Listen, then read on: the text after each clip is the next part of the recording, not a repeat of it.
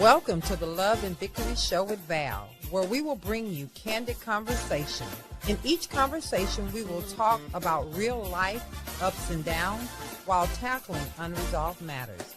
We will also unmask issues and truly speak straightforward and candid about our needs and brokenness, while allowing ourselves to exhale so that we can become victorious.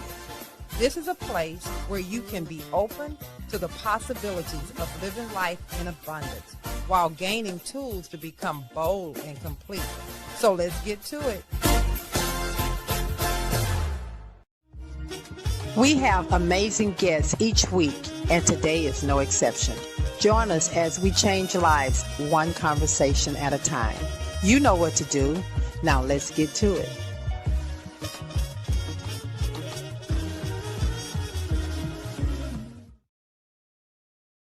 And good morning, and welcome to the Love and Victory Show with Val. Hey, Val. How you doing, Brother Carter? All right. I tell you, we got some people that we absolutely love. It's been a minute since we've had them in the house. I just want to say good morning to you, Justin. Good morning. How you doing? I'm so excited to be here in person. All righty then. And then, of course, my sister who has not been here and I have not seen for a very long time. None other than Nicole Odom-Hardnett. How you doing this morning? I am wonderful. I can't complain. You look beautiful. Thank you. I tell you, you look beautiful, girl. And then, of course, my brother from another mother. And her husband. And her...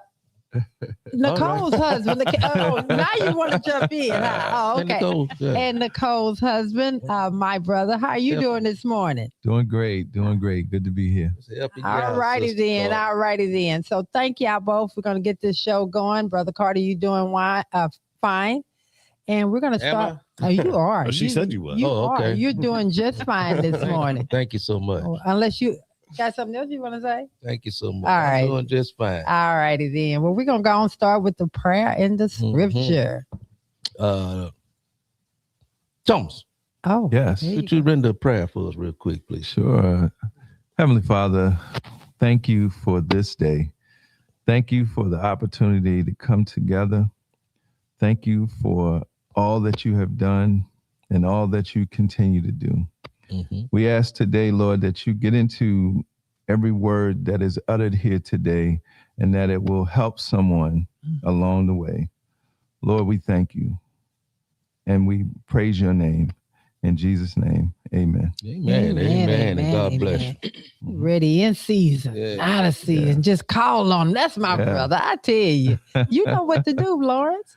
You know, it is often said it's easier for the camel to go through the eye of a needle than for a rich man to enter the kingdom of God. And I just want to make sure that we had a rich man on the show. Let him know that you can enter the kingdom of God. Amen. He's rich and he still got the rich word. Brother. Yes, sir. All right. He's the operational officer of over 4 multi-million dollar companies. So that's 4 times, not 1, not 2, not 3, but 4 multi-million-dollar companies. So we welcome our brothers to the show and his lovely wife, Miss Nicole, who is the CEO of all the business that take place over there. So y'all know see, he told you I was gonna have to handle it, right? But then he came on and he did his thing. Well, you know, God is good all the time. There's one thing that is so hard and so difficult to do in circumstances in which we have today is the power of ordering and conducting and guarding. That's the word I'm looking for. Our hearts and our minds. There's so much going on visually that we can see. And so the Bible often tells us and give us scriptures to where we can just safeguard our hearts and our minds in the midst of a troubled world. I'm glad I said the word trouble. Thank you, Holy Spirit, for that word. And so the scripture is going to come from familiar scriptures out of the book of John.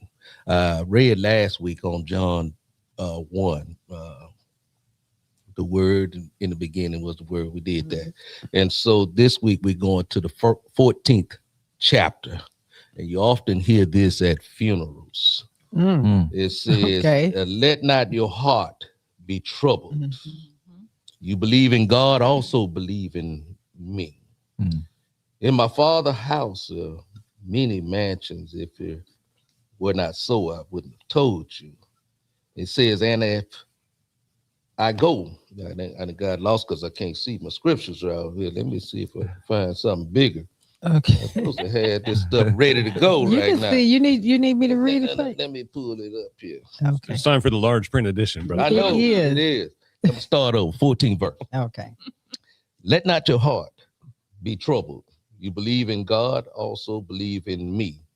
In my Father's house are many mansions. And if it were not so, I wouldn't have told you. I go to prepare a place for you. And if I go and prepare a place for you, I will come again and receive you to myself, that where I am, there you may be also. And where I go, you know, and the way you know. This is John 14, verse 1 through 4. May the Lord add a blessing to the hearers and doers of his word. We often hear these particular scriptures at funerals because it's often spoken words to comfort families in the midst of a loved one being missed. But people rarely recognize that this scripture is something that we use that can be helpful daily in our lives. This is the word Jesus spoke to his disciples just hours before his crucifixion. He was trying to give them comfort in the midst of what they was going to foresee. And he spoke these words at his last supper shortly before his crucifixion. Troubled. This word troubled, it means stirred up or anxious. Get my little text out here. I'm gonna give y'all just a little background. Okay, Brother Carter. Just slow down there. We're We're going somewhere. I know you I are. like We're that. going somewhere here. Stirred up. So we often hear these words at, like I said, at funerals, and we just put this on just losing a loved one. But this word troubled is something that we see daily. You know, we see daily troubles all the time. And Jesus is wanting to give us something here. He wanting to let us know that in the midst of all the things that we see throughout life, you know, we have to be able to guard our hearts. He give us words of comfort to just guard your heart and guard your mind all the time. You know, it's easy to look at circumstances. My son is gone astray. My mother is somebody don't like me, and then we let all these outside circumstances turn into internal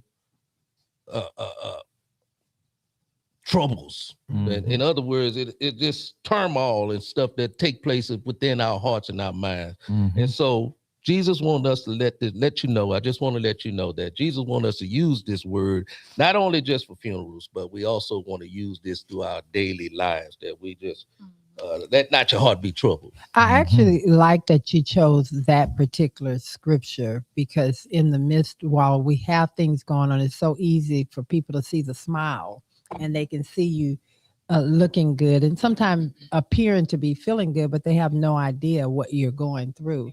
And so it's encouraging when you just kind of take that same scripture and you personally put it in your heart and you put it on your mind that I can't just focus on that. God got me. Don't worry. Don't focus on the negative. God got me. So that was good. Thank you for choosing he also that. wants, see, Jesus is so good here. He wants you to understand that not only you can come to him. He said, if believe in God, also believe in me. Right. He said, yeah, you believe in God, but just believe in me also. The spoken words that Jesus is, you can believe those words and those promises that he provides for us daily.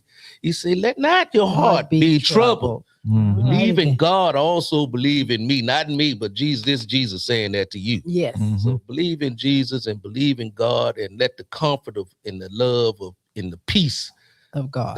that comes with knowing God. Let it surround your heart and your mind and guard it daily. Mm. Amen. All righty. Amen. I'm done. All right, you I'm done. done. I think you did all right, I'm Brother done. Carter. You It didn't come out the way I Well, I think had envisioned well, it, see, but you I had had envisioned it a whole lot different. well, you but, had a You did your vision. thing. You Came out had the a way it was vision supposed one to way, come but God said, "I want you to do it this way." Right. So thank you Amen. for delivering the way God wanted and not the way you wanted. That's right. Okay. Alrighty. Aaron, you trying to get my attention on something? Can y'all hear There me? we Can go. you hear me? She was not gonna stop till she fixed that mic over there. All righty then. Today's show title is Safe, Seen, and Supported. You know, safe, seen, and supported. When we chose this title, before we go there, I just want to kind of put everybody's mind to it. You know, a lot of times in marriages, in relationships, in work, different places, are you safe? Do you feel safe? Do you feel seen? Do you feel supported? So we're going to break that thing down. Safe, seen, supported. Safe, seen, And supported. All right. All righty then. Yeah. Well, I think, Lawrence, because we didn't, the way we're going to do this show at the second half, when we go, before we go, we're going to have Justin do that introduction that, you know, we love him to do. We're going to have everybody introduce themselves before the second half of the show. All right. Okay. And then Justin is going to introduce himself like no other way. Y'all get to see, you're going to get a chance But to enjoy. prior to, who's on the show with us today? We already did that. We said we got Nicole Okay. Hardnett. We got her better I half. thought her mic was back on. She was gonna do her little piece right there. No. All Is she all right now? Come on, Aaron. Let's go. Where are we going next? It's time for. It's time for our lovely riddle. There we go. Okay. All right. Oh, Let's man. get it going. This week, our riddle is: it doesn't matter if I'm true. Doesn't matter if I'm false. Sometimes I'm right and sometimes I'm wrong. I thrive when I'm fed and die when you mind your business. What am I? Oh, come on, Nicole. Social media. Wow, I thought you had That's it. a deep That answer. was a right good. there. Wow, That was a great good one. answer. Okay, let's go again. Read that thing one more time. It doesn't matter if I'm true. Doesn't matter if I'm false. Sometimes I'm right and sometimes I'm wrong. I thrive when I'm fed and die when you mind your business. What am I? Gossip. I was thinking gossip or propaganda. Yeah. Those are You know. really, really, really close. I was thinking about social media too. Yeah. Those are so close, like the synonyms. Oh, golly. Okay. Come on, Carter crew, y'all out there in the comments. Okay, we see y'all done got in here. We got almost 3,000 people. Somebody Ooh. knows. Wow. Somebody knows the answer. Mr. Hardnett, you gonna take it? You gonna try it? You can't find two better than gossip and social media. I was thinking social media as well. Yes. Those Social are media is the end of the really world. Yeah. close. Yeah. Okay, well, we're gonna give somebody. Rumor.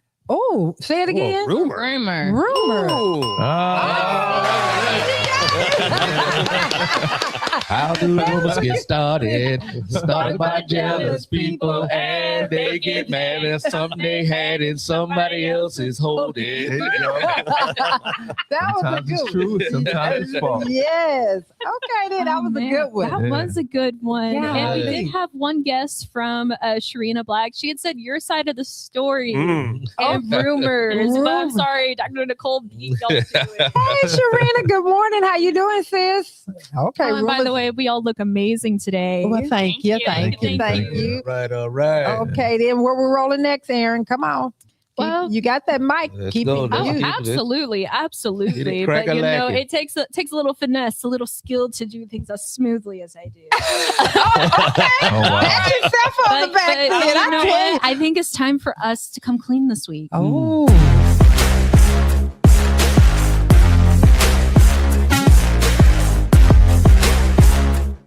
This is Come Clean, where we talk about those truths that we keep hidden from ourselves and others.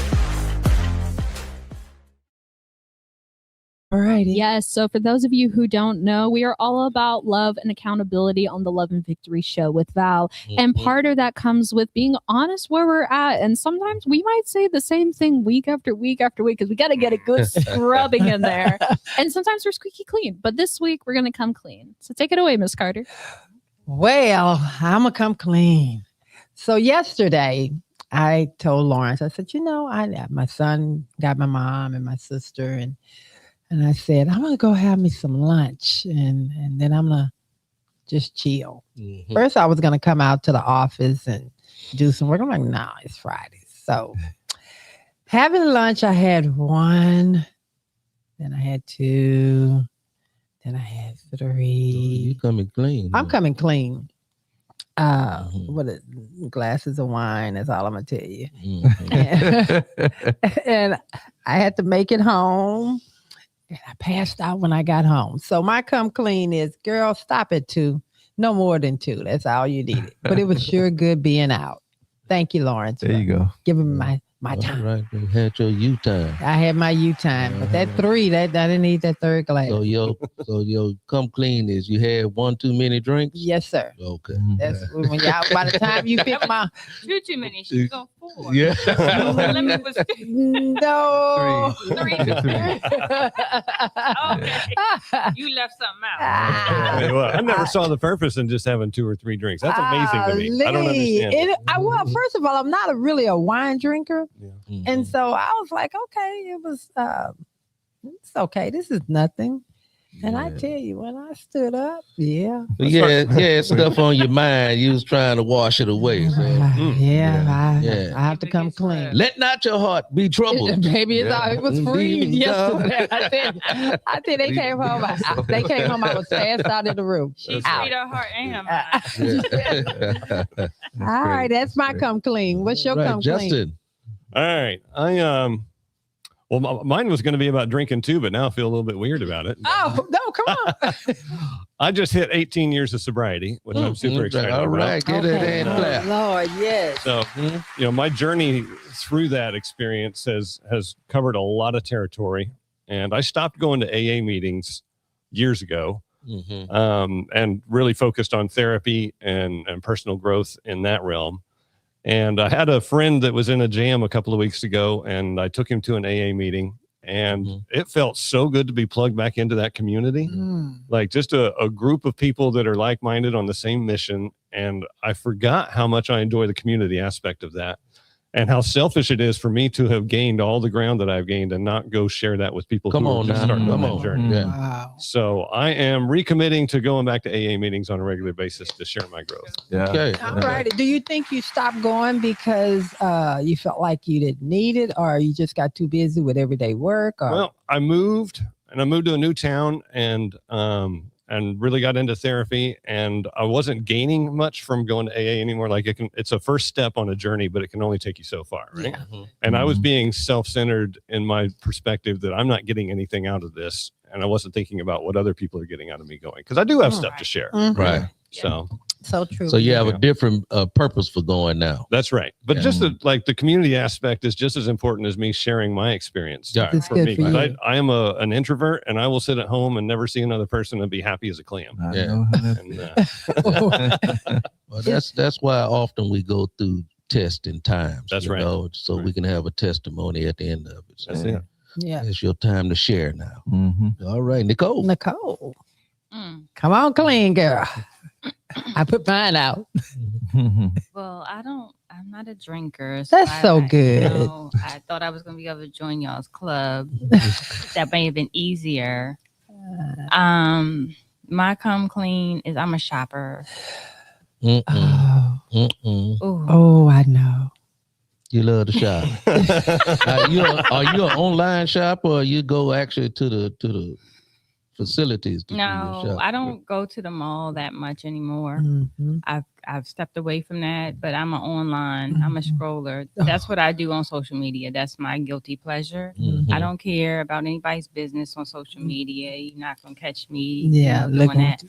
But you let a dress come past, and I'm like, oh yeah. Oh yeah, I look good at I don't that. even have anywhere to go.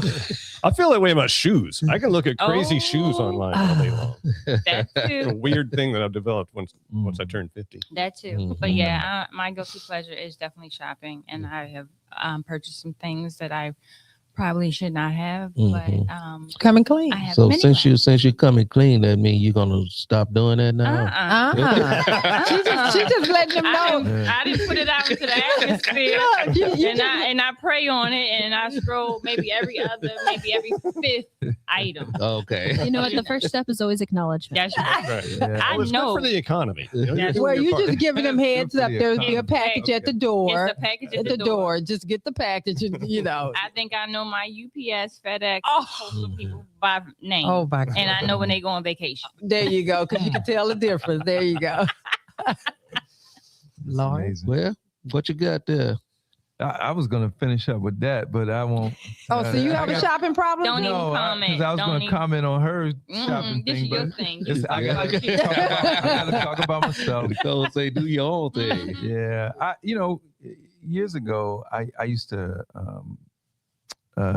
struggle with procrastination, Mm-hmm. and so Nicole owns Focus Point Behavioral Health, Tomball, Main Street, Northwest Harris County, by the way, for those that are listening. Mm-hmm. And so we decided we were going to start working with young kids, adolescents. And so we have a license, for addictions and mental health. And I said, okay, we're going to fill out this application and we're going to get it and I printed out our curriculum and everything, right? I got to be honest, that curriculum has been sitting on my desk for at least 2 weeks now. At first, it was in the bathroom. Yeah, I did have it in the bathroom. It was at your reading space? Yeah. Oh.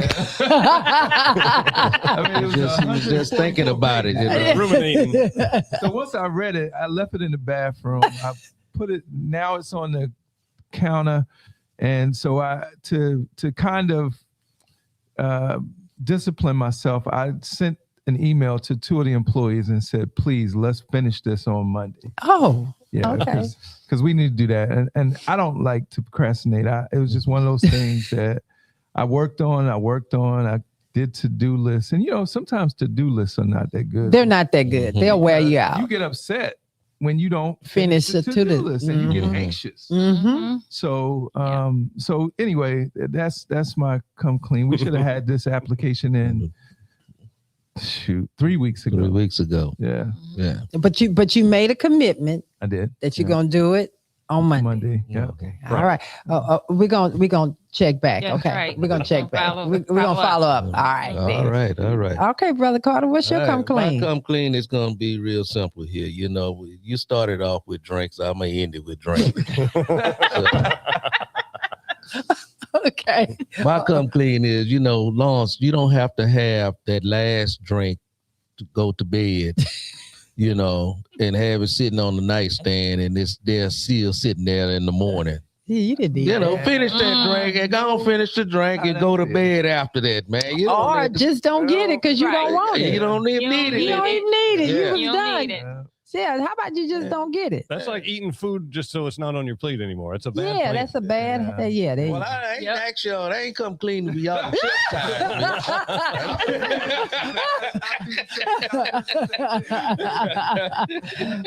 Now, if you pour it back in the bottle, then you got a problem. All right, what you say? You don't be about. That was your cup clean. We have to jump on you. Right. Okay, All okay, right, okay. All right. All righty then. Look So like that was our segment of Come Clean. yes, but we have some come cleans out there, Aaron. If you can read their come cleans. Yes, and a lot of these are pouring in right after you had shared yours, Miss Carter. So I feel like you sparked something Oh, today. see, they know they didn't have one too many Yeah. before. We had Griff Jawad. He said, my come clean is that I've been hiding my struggles because I didn't think this space was safe enough for my mess, but I see now that the walls were in my own head. Always. Always, 100%. I think when we get out of our own head, worrying about what the next person thinks, we're so much better off. It's so freeing. And I have a therapist on here, and if she could, if you can speak on that, real quick for us. people. The way that I look at this, personally, is they're gonna say something regardless. Mhm. So you darn if you do, you darn if you don't. like, who cares? Who cares? What everybody says. Yeah. You can't live up to the hype. You can't Mhm. live for everyone else's expectations, Facts. or Facts. you'll never, soar. Yeah. Or be happy. Mm-hmm. Yeah, exactly. Everybody thinks that their struggle, their secret is so unique. Yeah. Everybody's stuff is the same. It's the It's same. all the same. It's all the same. So you heard that, Gerard. Imagine how liberating it would be if we all decided not to listen to other people outside ourselves. That would be great. Yeah. Mhm. All right, Aaron, That's keep it, going. All right, the next one we have is from Lucas. He said, I'm coming clean. I often pretend I don't need support because I'm afraid that asking for it makes me look weak or not victorious. Mhm. Well, Lucas, again, that's another one I think is in your head. It is. You'll find that there are more people out there willing to help you. You just have to get past the thing of asking for help. And I struggle with that sometimes too. Mhm. I will just keep pressing through versus opening up my mouth. I see the therapist ready to get me. Okay, come on. I mean, asking for help. I think if you don't ask for help, it's actually a weakness. Yes. Because you're saying that I know everything, I have all the answers, Right. and you if you feel that way, you may need to change your circle of friends, family, etc. Mhm. Because if you don't have anyone beside you or around you that can pour into you, Mhm. then that's a problem within itself. Mhm. Yeah. 100%. But also a lot of men, we don't want to seem weak, but sometimes we got to be vulnerable. Mhm. I mean, that's the only way To get to the next level. Yeah, you sometimes have to be vulnerable with someone that. What did you tell me one time? If you're the smartest person in the group, you need to find a new group. You should, yeah. That's right. And, Literally. That's right. Yeah. So and then sometimes brothers that I talk to regularly, they're able to say, "Yo, and I'm able to be vulnerable with them." So yeah, hopefully Lucas, Get you a good circle, huh? yeah, That's hopefully right. Lucas will. He knows somebody that can be he can be vulnerable with. Yeah. And I think Yeah. the weakness is not being able to effectively communicate your needs, your wants, your desires. Mhm. That's really the weakness. That's a whole lot of us there. Yeah. Or not feeling worthy of having someone boost you to that level. Yeah. That's you can go down a long road with that. Yeah. Right. Yeah. Yes. Yeah, I'm good going to point. put this one little plug in and we can move on to the next one. I say always when you find yourself struggling with asking for help, think back when you once didn't have and you had to go and ask somebody for something, but you didn't have it. There was a time when we all didn't have. We living in the land of plenty right now, so we feel like we don't need to ask nobody for no help or nothing for nothing. And so just go back into your sanctified imagination and think about the time when you didn't have it. You didn't have a problem going to ask somebody for some assistance. Well, I want to say to this 5,400 plus viewers out here, Now, I don't be shy with the comments. Come on in here and give it to us. I think we have a qualified panel on here today, and we're ready to talk back to you. Keep going, Aaron. All right, our next one is from Donald James. He says, my come clean is that I've been judging others for not supporting me while I haven't even told them what I'm actually going through. John. You know what? Just telling my story. Ooh, Lord. Okay, how you gonna call somebody out and you haven't even told them you need help? Just be able to recognize when I need help. No, okay. Wow. Well, what do you say to these things, Lord? They think your word. I'm staying out of that one. I'm getting in trouble on those guys. Why? I'm staying Out of that one. Okay, I got you. All right, keep going, Aaron. All right, our next one is from Terry Beck. He says, I'm coming clean today that I've been a ghost in my relationships, physically there, but never allowing myself to be truly seen or known. Wow. That is so cruel to the That- people around you. Wow. So I is have that done- right? Go Okay, back jump to in there. Justin there right there. Yeah. Keeping his secrets on how he stayed clean and sober.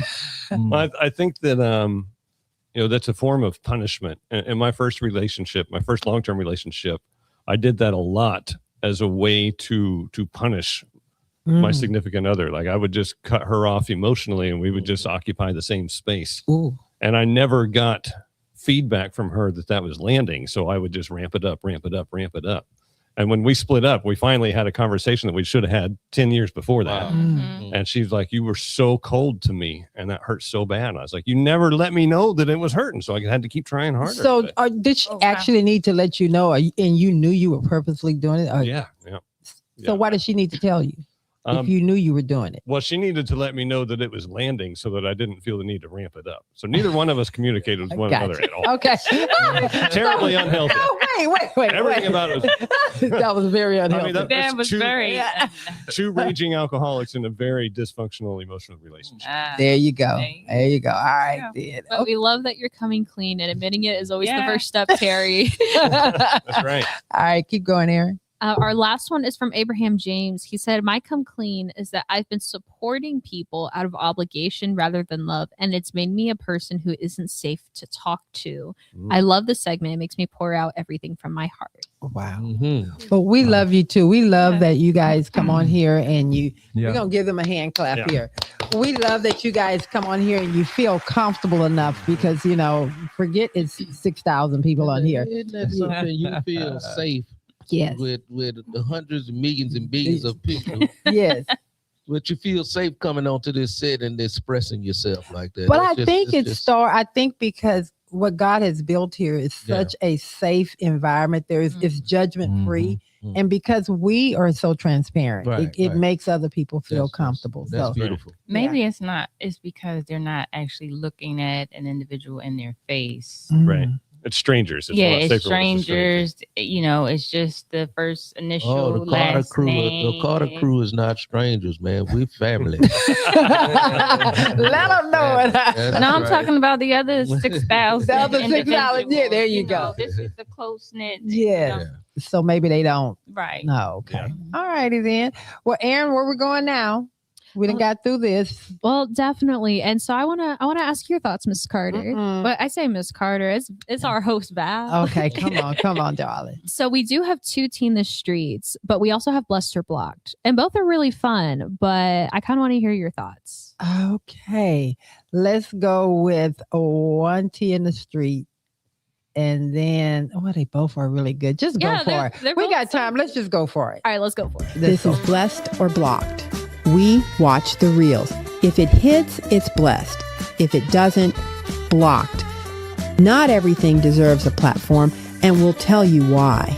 We're not here to judge. We're here to spread the love and have some fun. So if you don't know, Blessed or Blocked is a fun time where we look at what people are actually putting out on the internet, whether it's scripted or unscripted, because there's still awesome talking points themselves. And so this week, since we're covering safe, seen, and supported, I thought this video of Blessed or Blocked was fantastic. Right out of line. Should you say obey in your vows? Would you say her convictions are blessed or blocked? This video is brought to us by way of Cedric Maddox Artist on Instagram. Be sure to watch the full reel on his page. For richer, for poorer. For richer, for poor. In sickness and in health. In sickness and in health. To love. To love. Cherish. Cherish. And obey. To love. To love. Cherish. Cherish. And obey. I'm not saying that word. So you continue without that word. The ceremony in your parents' house, so I don't care where it is. We've got the officiant. Vows are vows. No, I'm not. Ever. Don't. I'm not trying to show off, but I'm not obeying. I'm not saying that word obey. I am not. You're trying to serve in front of your family. I am not. We either gonna continue or we can leave. You can obey. I'm not saying obey. I'm not obeying nobody. Well, I think we got the picture. Hey.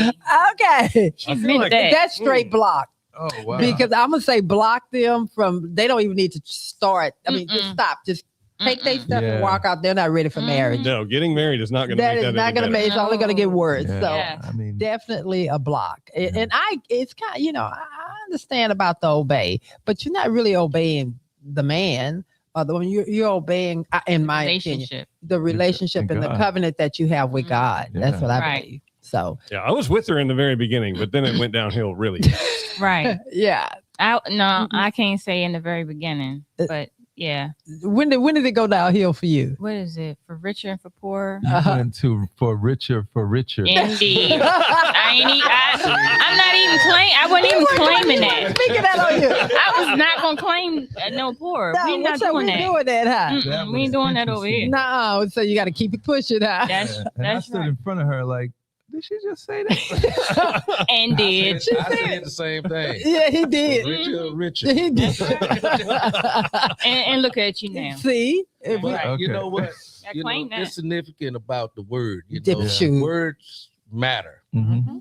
And that lady took it wholeheartedly. When that man said obey, she said, "Oh no, oh no." Yeah. Well, she had to know going into that. You can write your own vows. Right. But it's something that, like Val said, blockage, because there's some more work that needs to be done. Yeah. Because you could see how the temperature just. Did you see how that escalated so that fast. was some unresolved Yeah. Energy, Yeah. frustration. But first of all, did y'all check the brother out with them shades on and then that Kango hat? It's just so dark. I'm like, well, are y'all getting married or what? The whole thing was just off of me. I'm sorry. Don't get me wrong. That was more like a pimp. You Yeah. came with your kangaroo.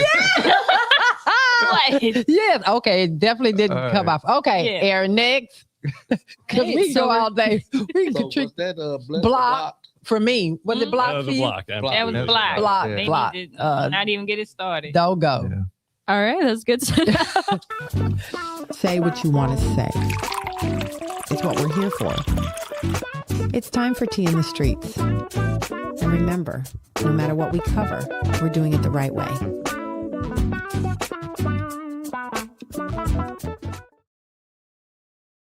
Yes, so this week for those of you who don't know, Tea in the Streets is another fun time where we look at the internet, what they're saying and what they're not saying, the truth that they say and what they try to hide.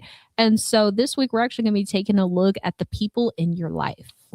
And we've got more. Let's hear what Isaiah Robin had to say about removing people from your life. Check out the full video on his channel, and don't forget to check out the full sermon from Pastor Philip Anthony Mitchell. Man, I just seen a powerful clip of Pastor Philip Anthony Mitchell. So when the devil sends somebody into your life in the form of a woman or in the form of somebody on your job, you don't have enough discernment and enough strength to pray against that, right? Because you think everybody's your friend. There are some people the devil, watch this word, plans to frustrate you. And you gotta know how to pray. It ain't bless them, Lord, it's remove them, Lord. People will post different videos saying things like, I prayed for the Lord to remove anyone who was not of him, and I started losing friends. And you think something may be wrong with you, but no, you forgot that prayer that you prayed. You forgot you prayed for the Lord to remove everybody who was not of him. That part right there.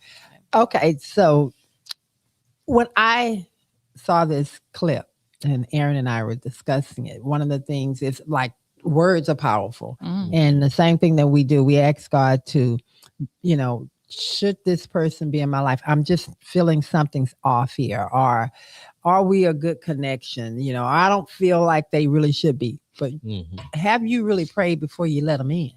I think a lot of times we open doors and we allow people in our lives and we haven't really taken the time to really get to know the person. We may have had fun with that person, but is that person meant to really be in your life and in your circle? So I thought this was pretty good. So Nicole, what's your thought on that one? I would have to agree with you. And then I would also say you have to really look at the relationship as a whole. Yes. To see, where you stand, how good of a friend or associate that you have been versus the other individual. Yes. And look at everything and really weigh it and see if it's even worth having that friendship. And then, like you said, pray about the situation. Yes. Anybody else have anything on that? Yeah, I tend to have friends that are friends of a friend.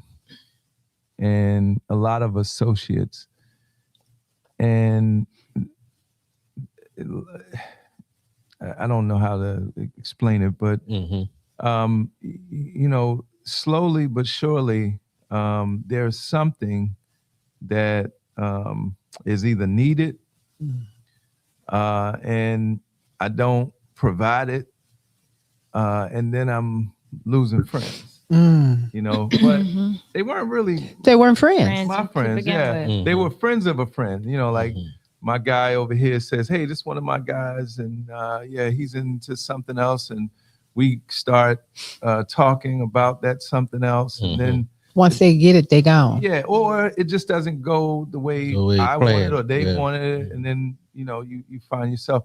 So lately, you know, I've been in the house, you know, a lot. I find that, and I don't want to be an introvert, but I'm kind of a extra introvert, where I'm extra. Like, you know, that's why you and Lawrence get along so well. I'm an introvert. I like to. I'm a talker. Okay, Indeed. Let's put it that. I can talk. I can go anywhere and start a conversation with anybody. But when it comes to like just me having my space, my peace, I love peace. You love yourself. Yeah, I do. And you love you some Thomas, huh? Yes, indeed. Come on now. But there's nothing wrong with that, bro. My grandmother, you know, my grandmother used to. I remember she's from South Carolina, and she gave me an onion one time, and put some stuff in the onion in a bag, and I was telling her about this lady on my job and how she was getting on my nerves. And she gave me the bag with some onions and some seasoning and some other stuff. Y'all from Louisiana, so y'all know that. And I took it to work. And you know, that lady didn't come in my office for a minute. Yes, she Did said. anybody else coming in? I don't think anybody. I think it was really the onions. But like, man, you stink, man. Right. But here's the thing. She said, we're gonna pray over this onion. And then so it was more symbolic. I know it, yeah. But what she was doing, she was prayer. warding off that, But sometimes we need to do a little more praying over the folks that's getting on your third nerve. But I have to agree with you on something that you said. You find yourself, or y'all can jump in on it. You find yourself, you really, really enjoy when you first meet a person. True. And then you tend to find out, you have some things in common. And then maybe no fault to either one, you tend to drift away. Right. Do you look at that as that's not a person that should be in your life, or is that more of you just not taking time to cultivate the relationship? Can somebody speak on that? I think that. I think that I'm not a cultivator. I'm more of a cultivator. Nicole is not. Yeah. So that's know, me. I'm more like, okay, I haven't talked to so and so in a while. Let me give them a call. Let me text them or whatever. And that's not always the case. But some relationships, like I have a friend of mine in Charlotte, North Carolina. He's one of my best friends. We talk maybe 2 or 3 times a year. And sometimes I was like, oh man, I got to call my man, you know. But when we do talk, you catch up where you left off. You know. Okay. You know, my brother Lawrence and I are like that. I mean, yes. We can text each other. We talk. We may not see each other, but we still, you know. Yes. Yeah. I think we have to do. And for me, I'm not the type of friend that I got to talk to you every day to be a friend. You can pick up the phone and you can say, hey, Val, I'm in need, and Val is there.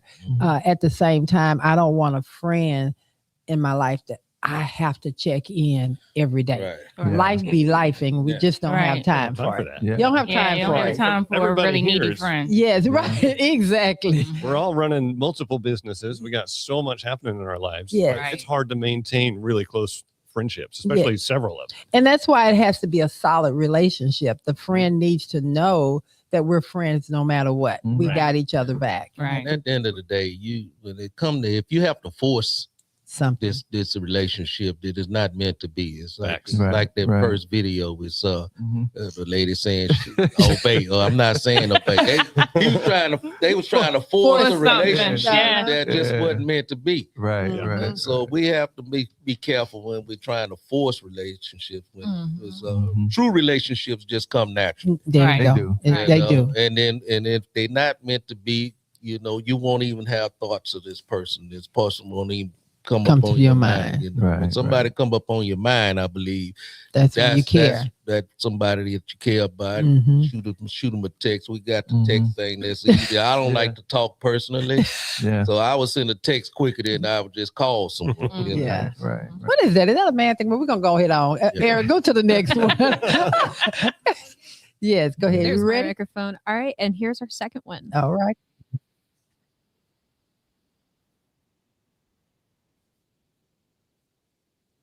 Mhm.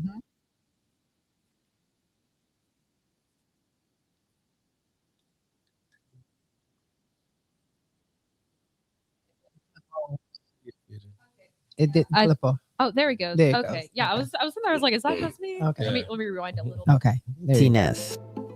The video is brought to us by Ken Clater on Instagram. Be sure to check out the full reel on his page. People are getting married and they think it's going to be easy. I remember years ago, I went to my therapist and I was complaining about life, and he looked at me and he said, Ken, you know what your problem is? He says, you just want things to be easy and you want to be happy. And I sat back in my seat and I was amazed at that statement, because he says that the Bible never tells us that we're going to have an easy life. Matter of fact, it says the opposite. Jesus says, as long as you're in this world, you have trouble, but be of good cheer, I've overcome the world. And I feel like we live in a day and time that if it gets hard, we're ready to run. And I tell people all the time, it doesn't matter what you're doing in life. If it's worth anything, it's going to be hard. You say, I'm about to get married. Okay, that's going to be hard. It's going to be good at times, but it's also going to be hard. And I think we've made an idol out of easiness and an idol out of happiness. And so when things get hard in our marriage, we feel like we made a mistake. And no, it's just marriage. Because it's hard being married and it's hard being single. So it's going to be hard either way. Choose your heart. Right. Choose your heart. Yes. Wow. That Choose your heart. that was a true statement if I ever heard one. Anybody want to take anything on that? Oh, we just said, oh, it's well. That's just not blessed or blocked, Lawrence. Okay. Come on, Nicole. I would say that is so true. In previous relationships, it was just easy for me to just walk away. I'm like, oh, I'm not dealing with this. I'm gone. I'm out. Not you. I had my plan. Everything, things packed, or there's things packed, and you're out. You out. Somebody's got to get out of here. We just can't go on. In this relationship, it was hard with us, coming together, blending our families, and I was like, you know what, I don't know if I want to be in this. Couple of times I was like, okay, I'm out, but something just said, girl, stay. Girl, just walk through it. You said you ain't nowhere to go. For the first time in my life, I could not devise a plan of escape from this relationship. Oh wow! And I don't know if it was because I just didn't really sink into it, or he just just wiped he wiped everything clear. But this is the longest relationship I have ever been in, because I would make people angry at me, call me all kinds of names and stuff, and I'm like, okay, deuces, we good, and I'm gonna go my way, you go yours, and that's it. But this one, I have actually been pretty nice to him. We'll be the judge of that. Well, I think considering if I used to. But did you try your Did you try your tactic on him? I actually did not. I liked him one time. But I've been purposely nice and somewhat loving most of the time to him. And I did not try to sabotage this relationship because you feel safe. Yes, I think that's really what I'm it. hearing through all of that is in those other relationships you did not feel safe. With this relationship with Thomas, you feel safe. He got you no matter what. Right. And that's what I feel with Lawrence. I feel safe, and I did everything. I mean, for me, through our relationship early on, but the thing for me that was so this fool didn't have sense enough to let you go, huh? That's right, thank God. And divorce was not an option for him, and so for me, I think part of my fear was he was gonna leave, and so I would do things, consciously and unconsciously to push the needle, and thank God he stayed. Yeah. Yeah. Father, forgive them, for they know not what they do. And I know in the midst of it all, she had no idea. She was just trying to just.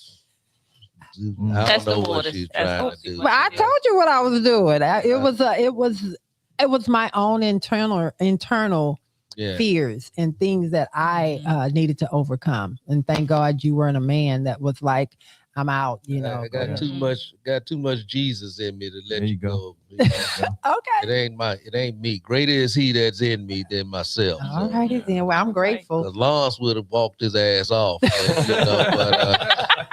But wasn't like God in me. But wasn't like he was perfect now. Let's just get that straight. All righty then.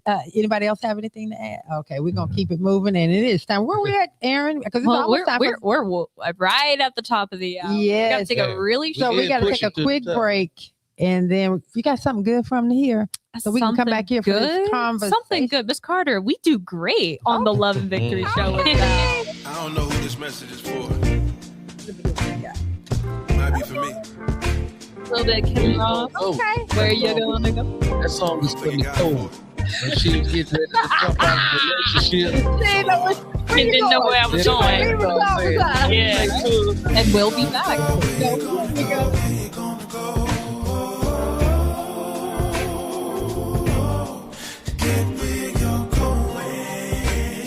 Sometimes you need to know when to go. So where you gonna go? Where you gonna go? Where you gonna go? Get where you're going. 'Cause I see you gotta go. Sometimes you gotta go with love to find you. Yeah. I'm not saying leave what you love behind you, no. But listen to life and move when it's time to, yeah. 'Cause you don't know nothing to who you were yesterday, but everything to who you are today. So where you gonna go?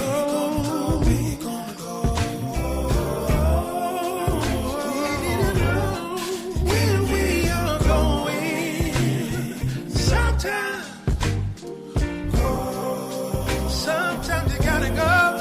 Sing it one more time. We're gonna go. 'Cause I see you going somewhere. Someplace. You gotta go.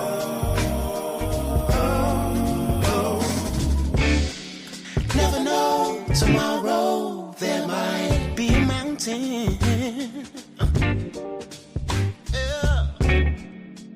Said an unexpected mountain you gotta climb. Yeah. After climbing, all of a sudden you see a river you gotta swim through. And I'm here for you forever. I'm here to help, but some things you gotta do. So where you gonna go?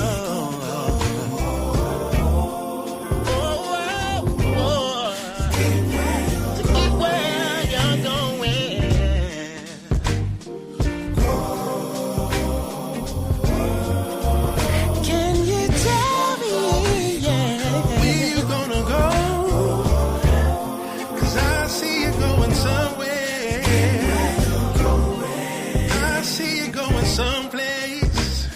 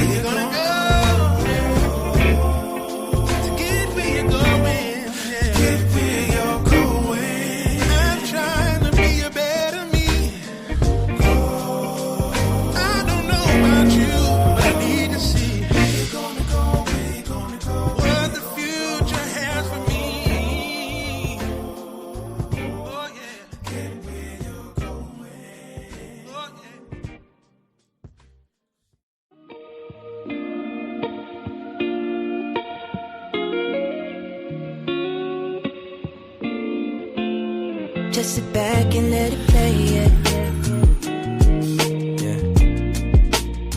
You know drive is underway, yeah.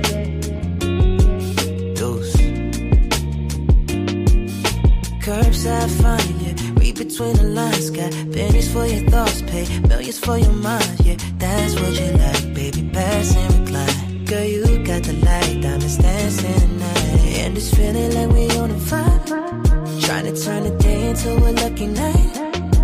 You know I love it when we kiss and ride. It's automatic like a 45. With the dash on caution, know anything goes. The stress won't hold now. Once we hit the road, don't you worry about a head on your pretty little head. Let it go, go. Think I'ma get you a little release. Give me a shot. Open up, I never miss. Girl, I got. Give me time, put you in for sweet.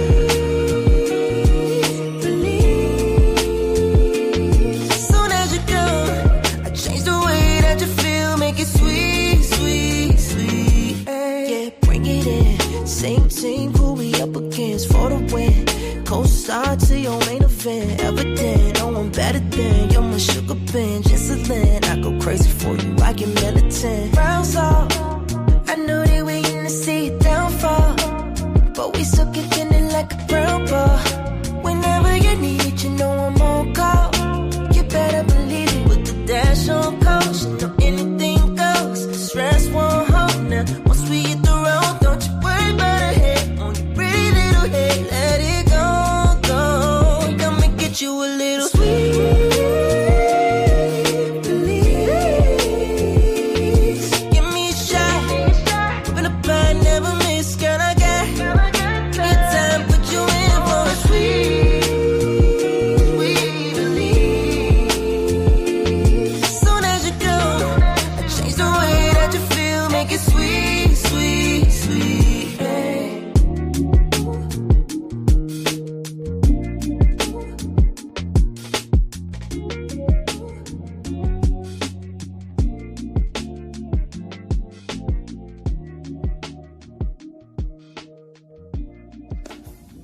Welcome to the Love and Victory Show with Val, where we will bring you candid conversation.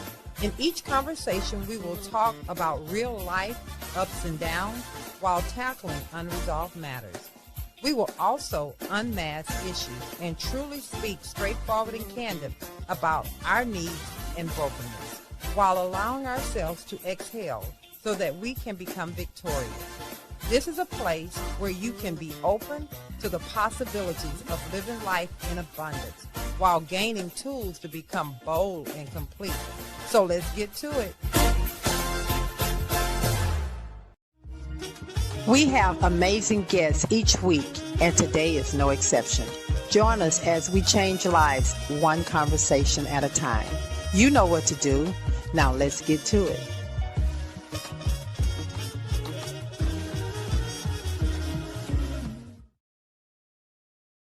Since you have the mic hot today, right now you're on, I want you to go ahead and bring the guests in, let the people know who they are. And then Aaron's going to do that introduction. Come on, Aaron. Yes, absolutely. So for those of you who weren't here for the top of the hour, we've got an amazing panel up here today. Like, I don't think y'all realize how star-studded today's conversation is going to be. And no pressure. All the pressure. So first, I'm going to go ahead and start us off with Mr. Thomas Hardnett. Welcome back to the studio. We know you're not a stranger. We love seeing you on every time that you're here. Thank you. Mr. Hardnett is the Chief Operating Officer, I believe, at Focus Point Behavioral Health, the practice they had mentioned earlier. Yes. He is the proud husband of Dr. Nicole, who's here in the room. Got that PhD. You're going to use it. Dr. Nicole here in the room. She is no stranger to Love Victory Show with Val either. And as a serial entrepreneur with over 30 years, Thomas knows exactly what it takes to help your business thrive, especially helping scale multi-million-dollar businesses in the areas of human services, workforce development, childcare, and most recently, mental health and addictions Wow, you've done your homework. There you go. Yeah. And what is a strong, proud without a strong and proud wife, Dr. Nicole Odom-Hardnett here in the room. Yes. She is a professional among professionals. She's the proud wife of Mr. Hardnett here. And as a mother of a blended family, a strong entrepreneur, a mentor, and an author, Dr. Nicole is constantly pouring into those around her. And she's dedicated to making the world a better place every single day. Every day. And last but not least, we have the one, the only, Justin B. Long, live here in our studio. Yes. Yeah, if you have noticed, it's like, it's a little bit of a different background. No, but he's here, he's live, he's in person. And you know what? Man don't need no introduction, but I will tell y'all, he is a very strong, very awesome author and podcast host, and is always working on a number of things. And it's been awesome seeing him grow over the last few years. And if y'all don't know, he is our resident rapper. Yeah. And you know what? Yeah. No, let's give him a little sneak peek. We're going to turn him loose. All right, have at it, Justin. It's all yours. All right. Well, I like the vibe. Okay, here we go. You guys ready for this? We're ready. All right. I'm back on East First Saturday, live on the LVW with my friends and family, brother Carter and Val with me. I'm just long and namelessly game. So much more than people work to never hope to rest. I'm just culmination of 48 years of experience and have the determination to be better than I've ever been. Owning my mistakes and trying my best to learn from them and showing through my actions that I'm never going to do that again. Drawing other people's opinions of me is never going to get to the place that I need it to be. Looking for reciprocal love through a false identity. Left me alone in a world filled with pain and misery. Running fame couldn't fill the hole that was in my heart. I have to examine my feelings, then to take them apart. Only with a hammer of my past, put the hope before the heart. Fill all the wounds of my childhood, give myself a brand new start. Learning to love myself has proved everything to say. I'm no longer susceptible to religion, truth, and have to say. That's my work in building, and this PMA is here to say what positive mental attitude, different power. So I'll go to book to tell you how to do the things I've done. You can find it on our website at jboydong.com. His license plate of the 10-year-old boy is written on the cover, a brand new way to live inside where you can discover you can change your life today the same way I changed mine. Get yourself a therapist, prepare to walk the line. So you can do the same old things and stay the way you've been. For me, that's just not good enough. I had to go all in. So welcome to the L&B. We hope you like the show. Description clip of a web clip to do this blow by blow. We're trying to change our culture here by smashing through illusion. The Carter crew will talk things through. You draw your own conclusions.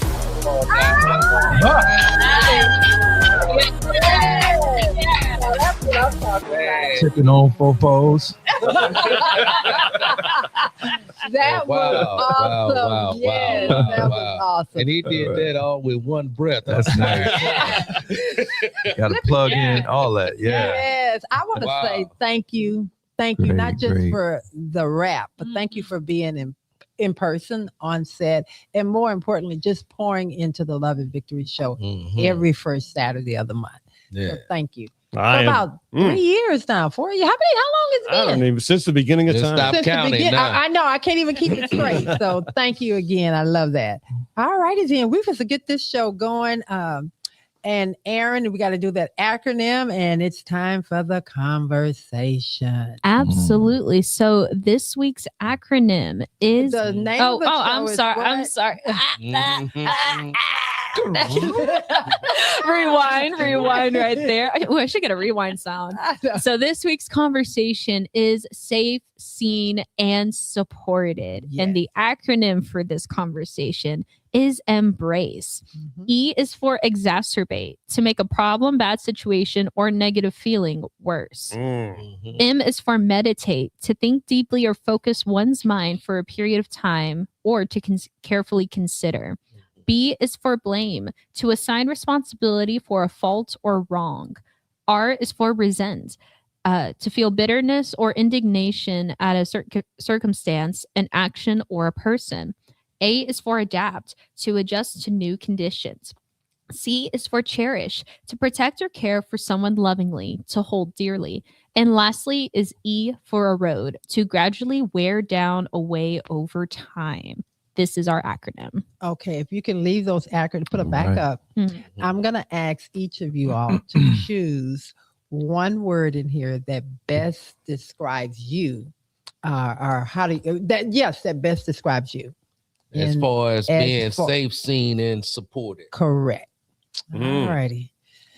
I would say young me was exacerbate all the way. Okay. Right. Keep it up there, Aaron. Okay. Sorry, I can't figure out when y'all are jumping in. Okay, I'll let you know. That's you. Yeah, exacerbate was me all the way. Like I was always pushing the envelope, trying to go farther and farther and farther. I call myself a habitual line crosser or an emotional extremist, one of the two, or both. Okay. All righty. Nicole? And looking at the words, the first ones that come to mind that I can actually resonate with would be meditate. Okay, and why? I think I'm a little too aggressive with some of the ideas that I may have. And me sitting back and actually sitting in myself and thinking about them, replaying the actions, playing over how I would like things to go, and just being one with myself. Okay. And I'm going to ask you this because you said something that resonated with me. You said that you're aggressive with your thoughts or your things that you want to do. Is that necessarily aggressive, or is that you being not fearful of trying something new? Well, I'm definitely not fearful. That's what I'm saying. So I definitely think, not fearful. because I think you'll go for it. I think when something comes in your spirit that you feel like, hey, there is nothing you can't do. Right. So I feel like I don't think it's That's called confidence. Yes, it is 100% confidence. But I think sometimes if I sit back and really think about things, I'm probably still gonna go for it. Yeah. Become a procrastinator then. Yeah, that is true. that may happen. Yeah. Okay, put it back up, Aaron. That's a good thought. That's a good one. Yeah. All righty. Come on, Thomas. Yeah, the word that stands out to me is adapt. Okay. And it stands out because, my life, has been tough from, growing up or living in South Carolina and living in Baltimore, and then having struggles, serious struggles, and then being able to adapt. And so I have a mindset of the scripture that says God won't put more on you than you can bear. Okay. And I believe in that. And so when something goes awry, or it's like it seems like the world's coming to an end, I'm trying to adapt. Okay. And so that's why that word All right. resonates with me. Okay, that's Thank good. you. Thank you, Thomas, for stealing my word, man. See, we kind of think alike. Yeah. That's why y'all friends. Adapt would be the word, that because we are constantly evolving in life. Life is constantly changing, and and so adapting is something now I have cultivated over my time. I've learned how to adapt to different situations, different circumstances that come into our lives. So, and it gives me peace being able to adapt in those times. So adapt is the word that stands out to me. If you don't adapt, you get trapped. Yeah. Okay. You go. I'm gonna rhyme it up then. Bars. Right. And I think for me, what stands out is blame. And it's twofold for me, because when I was truly broken, I blamed everyone else. And the flip side of that for me is when God actually did the work on me, and when I allowed him to get in and do what he had to do, I think I can see people who blame other people. So I see them when they're doing it because I did it. And so it's given me a different outlook versus just on people, because before I would just, now it gives me a little more empathy toward them. So when you were I guess, younger before you realized that it was you? It was just yesterday I learned. True be Well, the day before yesterday. Yeah. Were you saying that I lost my thought. She would blame when you were younger. Others outside herself is kind of where you. So was it? So I'm going to go back to the whole meditate, because I see a lot of people that blame others for not having, not being in a situation and those type of things. Is it? I believe it's because they don't meditate and they cannot look at the actual situation and see how they are a factor. I think for me, when I say blame, because of some things that happened to me in my young adult life, I felt unprotected. And so then when situations arise, or it may have looked like something was going to come there, and no one protected me, I went back to that little girl. Okay. And so even in my friendship relationships, if I felt like you weren't really there for me, it took me back to that place of, whoa, I have to defend myself by myself. So that goes back to that blame thing. So And so at the end of the day, you know, we all have different backgrounds. Yes. We came up and you know, everybody you encounter in life have baggage or some sort, or something that came, you know, that you're right. childhood traumas, that's I say, unresolved. And so that's why, you know, I'm going back to the word adapt. I've learned how to adapt to other people outside of myself. I have to protect me. Yes. At the end of the day. Yeah. When it comes to just that's why I say adapting, because you're going to encounter a lot of different people in life. Right. And in that encounter, they're going to bring their different baggages toward you. And if you gravitate to their damaged goods, I'm trying to word this thing here, but I know what you're saying. You know I know what you're saying, but what I was saying, that was the old me. Right. And so it's not the new me, but you have to also look at why and get to a place that why do certain things trigger you? Right. Why do you go there? Why is that your first thought that someone wants to hurt you or someone's not protecting you? And again, I had to go dig deep, and it went back to childhood. Right. I think you start developing that self-awareness, Yeah. and that locus of control moves from external to internal. Like, Yes. Is this happening to me, or am I failing to do something to manage this situation? Yeah. And most of the time, if we really be honest with each other, with ourselves, most of the time we do it to ourselves because we go to that defense of protecting that thing. It's something right there that doesn't feel good. So it's that fight or flight. And some people are able to control it better than others. And it's just sitting there. It was just sitting there constantly. Let not your heart be troubled. There you go. Believe in God, also believe in me. All right, we're going to keep this going. All right, Aaron, I know you're ready to get it going. Come on, Aaron.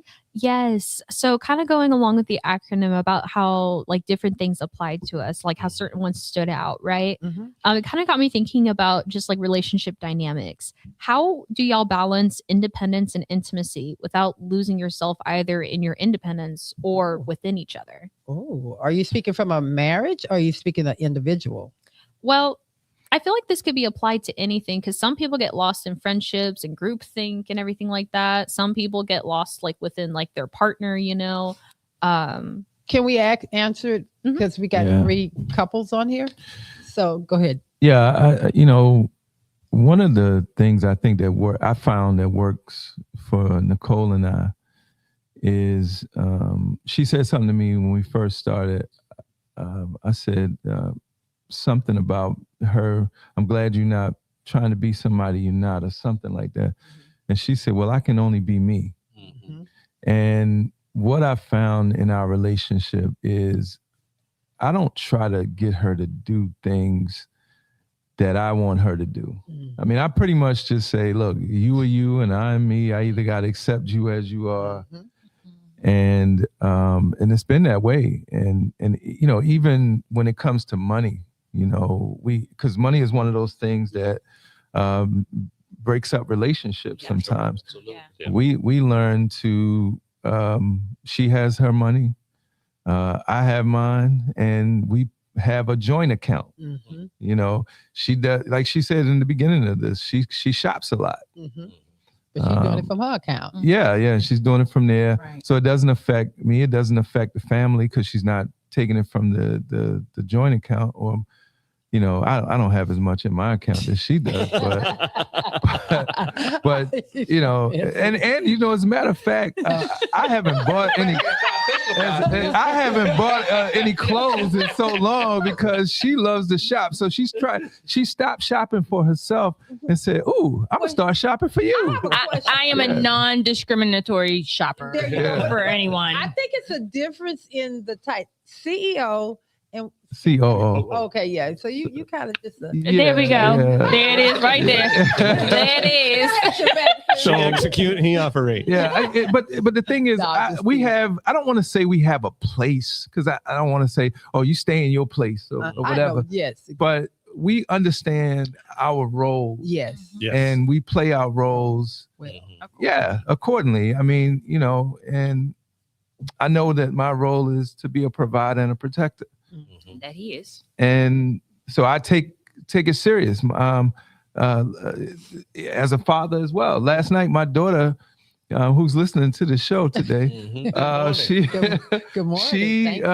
her car broke down on Katy Highway. That was today, Lord. You had to drive. I left from where I live at, and it was 50 minutes away. Yeah. And there. Yeah, but by the time I got there, she said, "Oh, Dad, they came with a tow truck, and my car's in." I was 10 minutes away, but I was coming. Well, you coming. All right. I told my daughter to move closer because traveling to Dallas was just too much, baby. I can't, oh my gosh! I can't run to Dallas, man. When you just in trouble, you know? So you gotta move closer. She said, "You always want me to come home, Daddy." I said, "No, let's get it right. I want you to move closer to Houston, not back home. to the house." Right. Yeah. But to go back to Aaron's question there, you know, I think that often in relationships, when it comes to relationships and stuff like that, we have so many different comparisons that we bring into the relationship, you know, and so it started off from our mothers. Our mothers train us one way to do things, and then we marry into a woman that's the mother of your children, and you take those comparisons. And if you don't allow people to be themselves in a relationship, you're doomed to damage that whole relationship at the end of the day, because you're trying to bring your self-perfections, you think, into the relationship, and not allowing and like everything she's doing is wrong. Because my mama didn't teach me the way you doing. But you tried. Absolutely. And that causes problems like that. So I don't know if that answered your question, Aaron, or not, but okay, that was a good one, Justin. Yeah. I agree with you guys. I think understanding who we are in our relationship and who our partner is, and not coming into it with expectations of change, you know, like, you know, here's a fixer upper. I can change all these things about you and then you'll be perfect. Yeah. That's why never are you even gonna in work. the relationship? Right. If there's something about that person that you just feel like you have to redo. Exactly. Yeah, it's something about you. Like my wife is an incredible person. She's very much a go-getter and a get things done. She built her own business practice, and like she is a force of nature. And I view our relationship, we're just like you guys. We work together. She's the doctor and I'm the business manager, but I view it as one of those race cars that goes really fast down the track, and it's got the parachute that comes out the back to keep it from, you know, to help it slow down. Like she is the race car and I am the parachute. Absolutely. And I think that sometimes that creates challenge because she has lots of ideas and she wants to get things done. And my job is to let's think about this. Let's look at all of the potentials. Did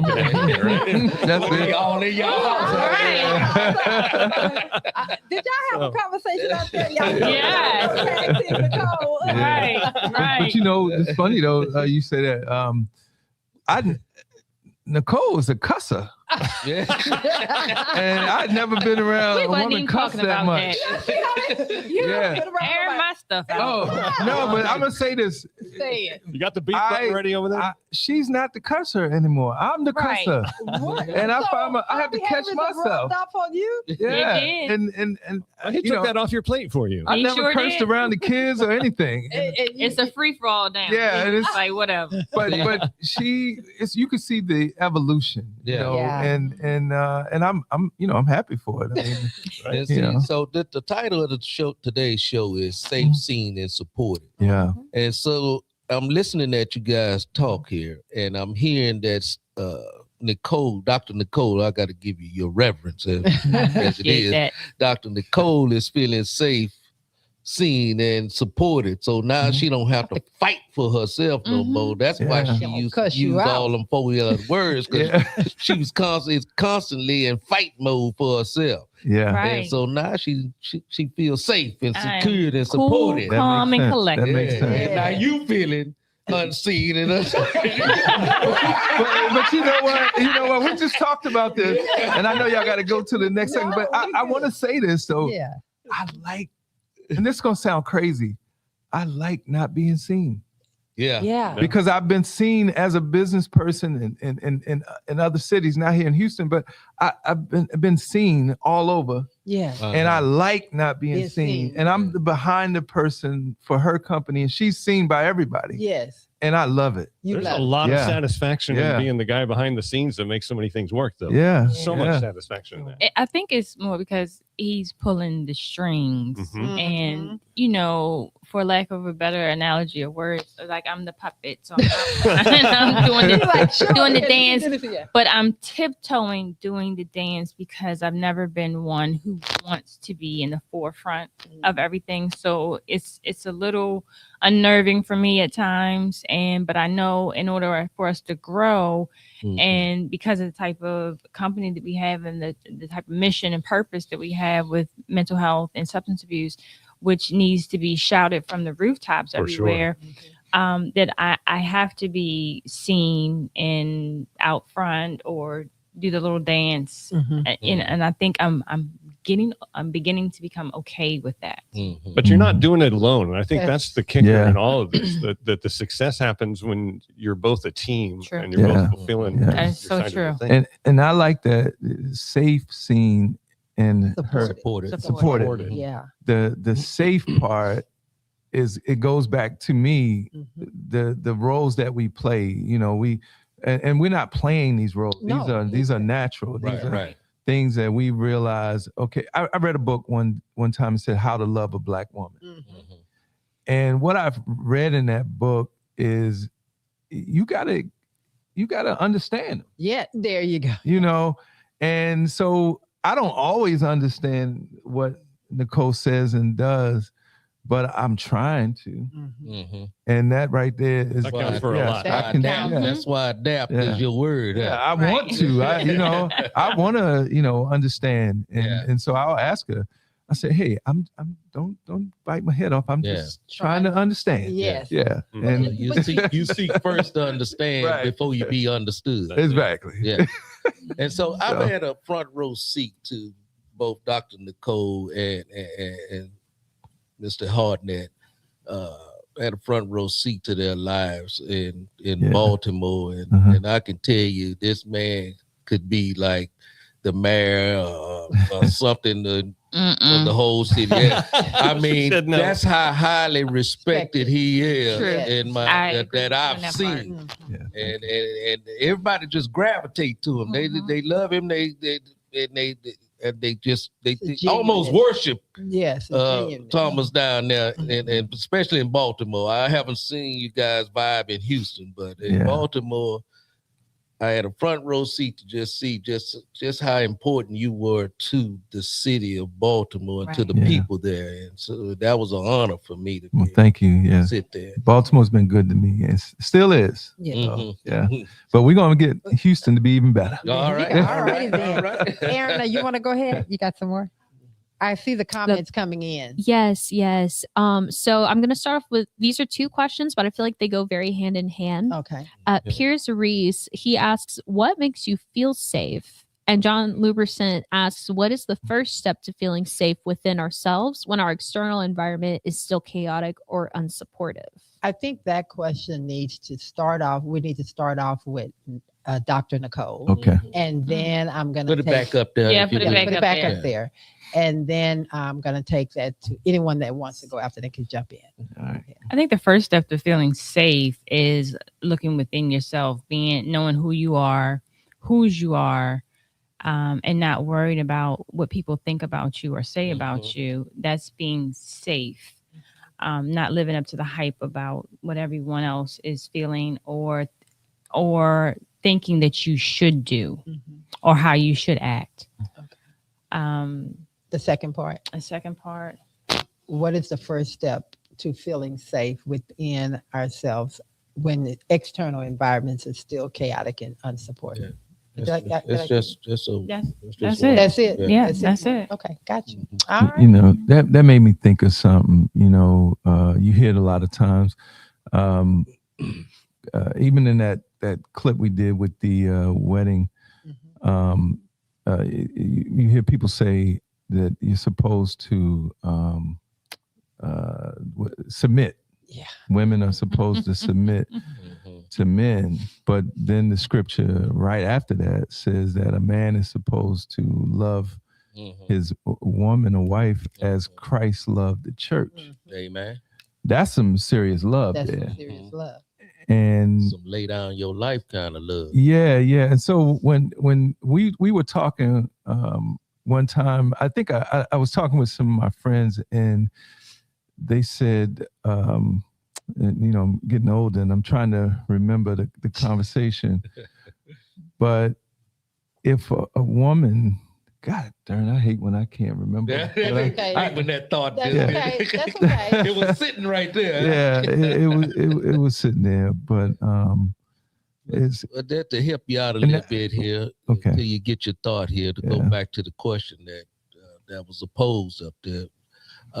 Nicole, you're absolutely right. You have to get comfortable with who you are as an individual to get that safety portion in your life, you know, because it's difficult when circumstances are coming out, the environment is coming at you all different kinds of ways, and your thought process is getting waved and swayed from one, like the wind. It's just being blown from one end to the other. And so it's important to get yourself centered in the midst of all that's taking place in your life, and just and protect that oneness with yourself. And don't focus so much on the chaos. I think when you're safe, then you know when a situation arises and you're in that chaos, your decision is different versus if you don't know yourself and you're not comfortable within. Right. You know your judgment is maybe unsound. Yes. So so this brings me back to my point. You know, when do men feel safe? So when a woman feels safe, when she has a man who's gonna be a provider and a protector. I mean, more than just that. But men, and these are guys that, you know, I hang out with, and we travel, do stuff together. They came up. They said, when a woman is a dime piece and she only wants you, they feel safe when they know that you are the only person that she wants. And that's these gentlemen, and I kind of agree with them. I feel safe. You feel safe. You know, Nicole could have anybody. I don't know why she want me.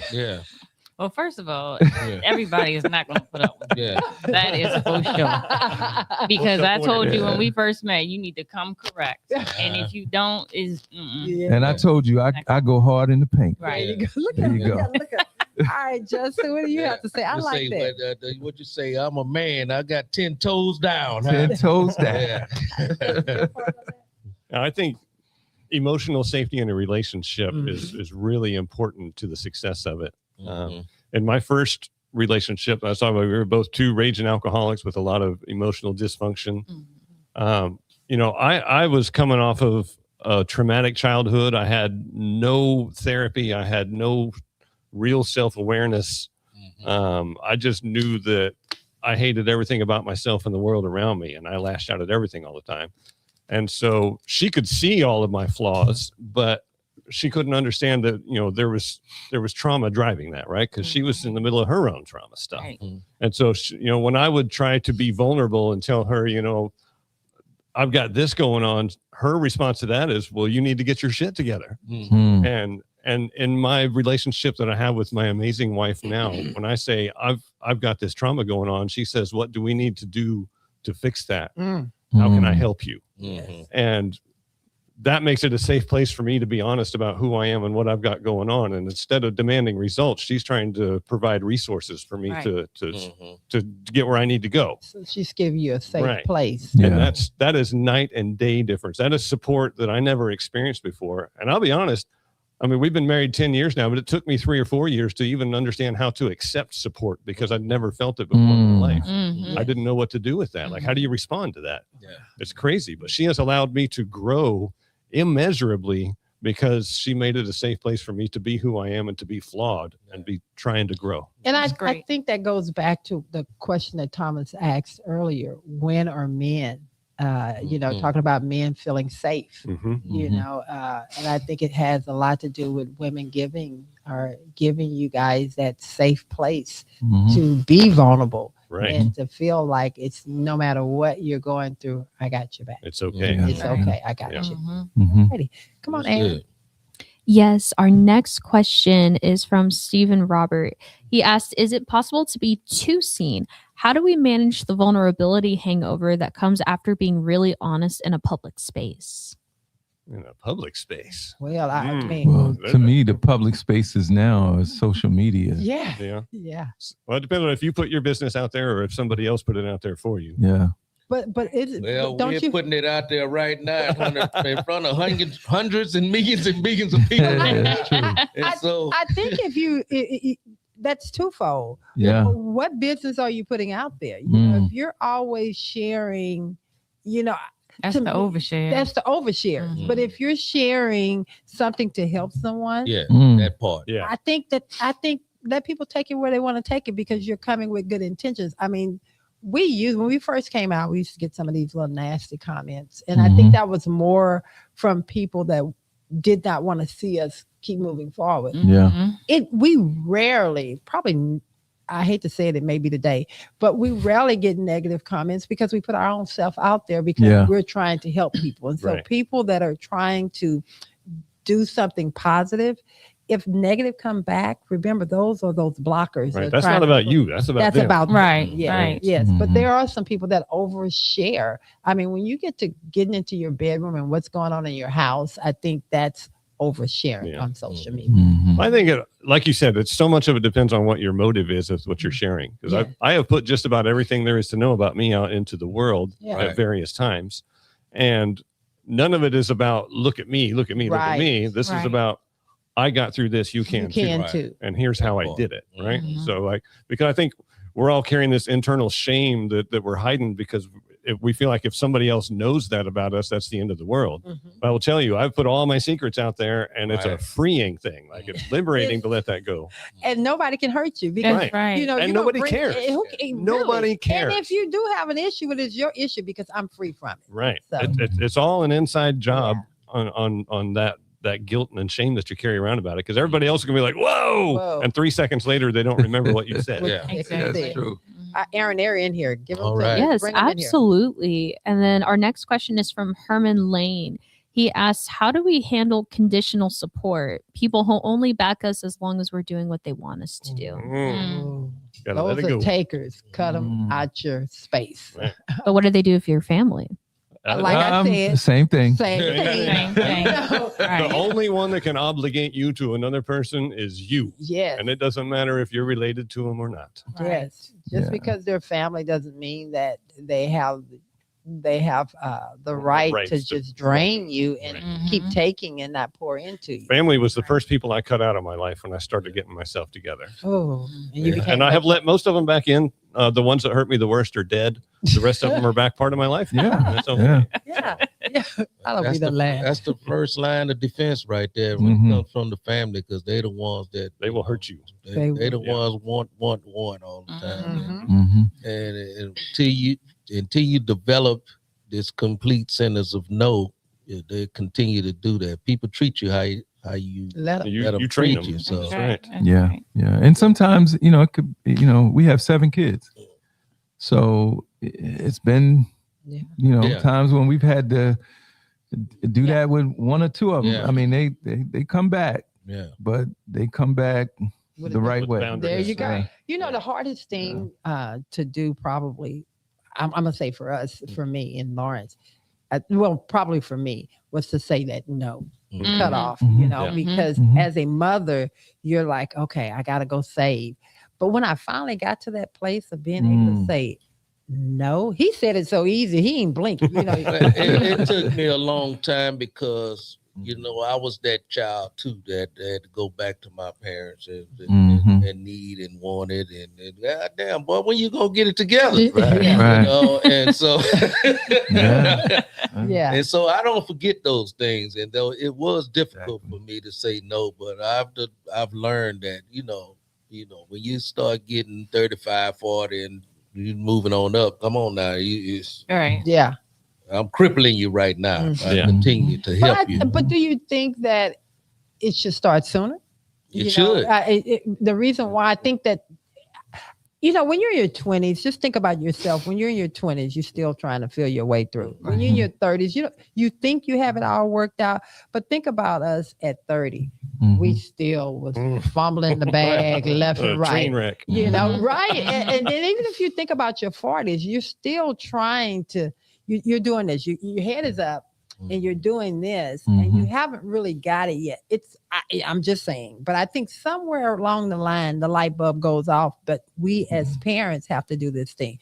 Okay, I can show you, but I can't keep taking you there. Yeah. And when you do that, that's just my thought on it. Well, I think half the people in the world are people pleasers to some degree, right? And you have to learn that if I tell you no, that doesn't mean that you're going to cut me out of your life. Right. And you get that sense of security. It's okay to have boundaries and still love other people, and they're not going to leave you for it. Or if they do, you never had them in your life to be. That's one of the biggest issues, that we don't want to upset people sometimes. I don't want them to cut me out of their life. I don't want you to be upset with me. So I know. But it's so freeing after you do is. it. Oh my God. Let me tell you, you mad. You mad, that's on you. Gotta go. If they're going to cut you out of their life because you won't give them $100, then how bad do you need them? Gotta go. Right. Okay, Aaron, I know. Come on, bring them in here. Yes, the next question is Rosemary Fletcher. She asks, can you talk about the grief of realizing that people we've known for years have never actually seen our true selves? What? So it's kind of like the idea that like you put up a front for so long, when you finally realize you put up that front, it's like, man, people I've been like close with for like 10, 20 years, like I'm close to them, but like and they're close to me, but they don't know the real me.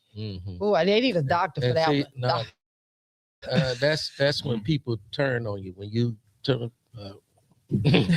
you say it, Lord. Yeah, when you get that up, putting on a mask for people and letting them see just this one side of you, and then you become that real individual that I'm not gonna take this shit anymore. And then you let them know that, they change on you. They say, well, wait a minute. Where's this coming from? Where did that come from? He acting funny. Who is this? Yeah. But what if it's not a toxic relationship? Right. Like let's say, for example, because like there are times like where I've even realized, like, I love my mom. My mom is fantastic. I can vibe with my mom, right? But like we also have different worldviews on some things. And so there are sometimes I feel like I really come out when I'm around my friends, right? And it's like I still come out around my mom, but it's like I can feel that grief of, it's like I'm me, but you don't know me. That's called respect for your mom. You don't want her to see. Right, but that kind of idea, it doesn't even have to be family. It could be friends. But it's the idea, it's the grief of like, oh crap, like I've been close with them and these are good people. So it's not just the toxic ones, but what about the good myself? Yeah. I think that's more on you for not sharing who you are than it is on the other person for not seeing who you are. Yeah. If you're hiding that from them, you can't be mad at them. Yeah. And I think it's probably because you're afraid that the relationship won't stand the test of them seeing who you really are. You're afraid So what fear. they're gonna think about you. You know, Right. if you're gay, just say you're gay and just be gay. Hell, you know, I mean, Some people are gonna love you, some everybody people are gonna hate already you. know you're gay. Gotta keep it a secret all this time. Right? Okay, Dr. Nicole, come on. You know, I'll take this from a more of a personal standpoint, is that I think that you may be showing them who you are and being your true authentic self. However, they're in it for some sort of ulterior motive. It's what they can get from you, being with you in your presence while you're rising, because you are around certain individuals that could, you know, that they can take pictures with and post it on social media, or, you know, they're getting something from you. But then when you are shining, they don't show up for you.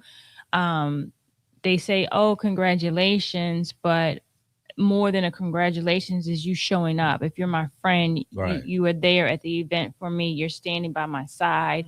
Or if things go wrong, you know, backstage, you there to zip me up the proper way and make sure that your friend is out in the front scene. Yeah, and they're good. You just have so many people that just want to be there for their own purposes instead of being there really and truly for you.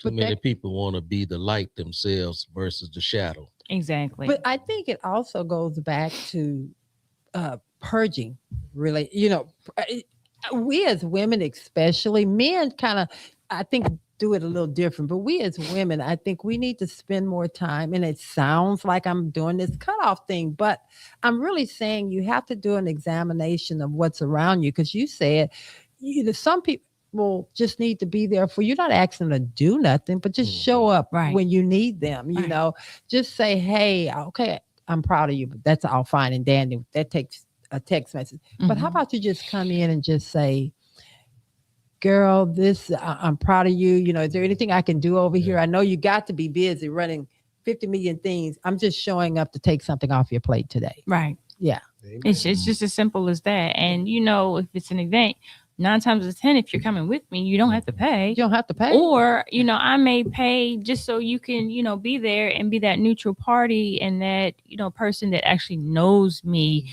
and can go deeper than just the surface. Yes. But, you know, some people, again, it's just that they are in their own selves and they're selfish. And some people don't want to see you. They want to be here seeing you, but they don't want to see you grow. They don't want to see you shine. They want it. I thought you were going to talk about how Lucille come out. You know, they see the nice Nicole. Her name is Nikki. Yeah, Nikki. When Lucille come out, they be like, who the heck is this? Yeah. Yeah. She's been there all along. People that know her know that already. I think what it is sometimes with you is that you're quiet. You're not a talker like me. And she have a small voice too. Yeah, she's not a. Yeah, I'm more of a thinker. I observe quite a bit. That's who I am and what I do. But if you speak to me, of course, wrong, or you do something I don't like, I will let you know. I don't have a problem with that. So I can, stand on my own. But I'm just not a talker. But it comes out strong, and that's what. And just based on the question, it does. It comes out very aggressive, but they haven't seen that aggression. So that's when they flee. Yeah. Some people, or they like, oh, she is mean, or she is whatever. But why I'm you have to speaking be the truth. mean when you're setting boundaries for someone? Why you have to be like, hey, you're here to support me. God dog it, my zipper is broken. Can you help me? I got to go on the stage in 2 minutes. I think it's more so me standing firm in what I believe, my beliefs. You have a firm tone, and it's not that you're mean. Yeah. Because you're a sweet person. I just think sometimes, a person, all they hear is the sweetness. And then all of a sudden, put that down, please. They hear You said please. Yeah. They hear that. It's the way I've said it. And it's so many people who say that. Like I had a team member that said that I little girled her in a conversation. Well, did you? I don't think I did. I was speaking my truth. Yeah. And what I stand for in the company. And I didn't like what the person did. And so I told her I didn't like what you did, and it just went on from there. But I'm speaking my truth, and I stand firm on it. Like I'm not a wishy-washy person.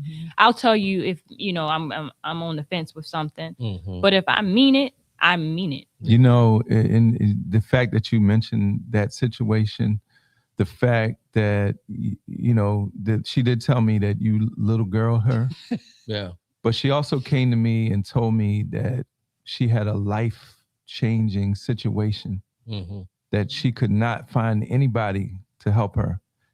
And you helped her. And she told me that you said, don't worry about it. Don't give it back to me. Wow, that's beautiful. I was like, oh, she said that? Because I was ready to set up the repayment. She's like, and so I went to her. I said, she said, yeah, nah. Let's not even talk about it. Let's move on to the next thing. That's beautiful. Yeah. I think you got to remember that when there's a conversation going on, the maximum you could bring to that conversation is 50%. Yes. And how the person on the other side of that receives what you're saying is a lot to do with everything that's happened to them in their life. Yes. And when you speak to me with a firm tone, it may not have any intention on your part, but I'm going to take that the same way my dad took it to me with the paddle when I was 10 years old. Right. But that's on me. That's not on you. Right. People internalize things, and sometimes a conversation just is what it is. There's nothing, down another layer or two. I didn't mean to say something else. If I meant to say something else, I'm going to say something else. That's what I said. But I said what I said. People internalize. Did you mean? No, I meant just what I said. Exactly. Some things are what they are. Yeah. Oh, come on, Aaron. They like burning it up. Yes. Just while Thomas and Nicole are therapizing themselves here on the show today. Just want to make it. Lawrence, we already did that. We've done that so long ago. It's like to the point that we don't even argue in my house. He may say something snappy at me. I say something snappy at him, and then we just walk away and we come back. What's for dinner? I see at the end of the day, that's what I want to make, because I've been married 40-some years to my wife. And there are days where she's just going to speak some things that may not settle well with me at the moment. But the thing is to not take it personal, because I understand she's going through something right now. And so I want to talk to the people out there, the hundreds of millions of billion people out there. Speak that. Don't meet the energy with the energy. Right. Be careful, take a deep breath. And most of the time when people are speaking to you in a certain manner, there's something going on with them internally. And so you don't have to take that personal. And when you take it personal, you're going to make that thing explode even more. Right. And so take a deep breath sometime. I'm a firm believer that nobody's going to talk to me any kind of way. Right. Let's pause right there. Take a pause right there. We're not going to do that right here. Right. Okay. That's the kind of person I am. Everybody's not equipped like that to be able to tell somebody to take a pause right there on that. And so when you're not that person, don't meet that energy. Because Val, as women of power, women of business, y'all got a lot going on in your heads already. Then you don't sleep at night. You got the whirlybird going all day, all night, and things are going on in your head all the time. And I rarely get to see my wife just lay there and go to sleep, just at peace. Like I go to sleep at night. And I rarely get to see that. So I understand when she's getting riled up and fired up. I said, she ain't getting no rest. She tired right now. Well, I thank God that, we've grown to a place that, like I said, 40-something years. So there was some growth that had to take place on both our parts. We have recognized the highs and the lows of each other. So I'm appreciative of that. So you got to remind yourselves in the heat of those moments too. This is the person that I love more than anyone else on the planet. Yes. And I do not want to hurt them. Yes. And it's also good to communicate how you feel about this. Yes. Because I was telling my wife the other day, we're having a conversation and you asked me something direct and I say, don't push me on this right now. And so she had a tendency to keep pushing because she wanted an answer. She wanted to know, she wanted to push.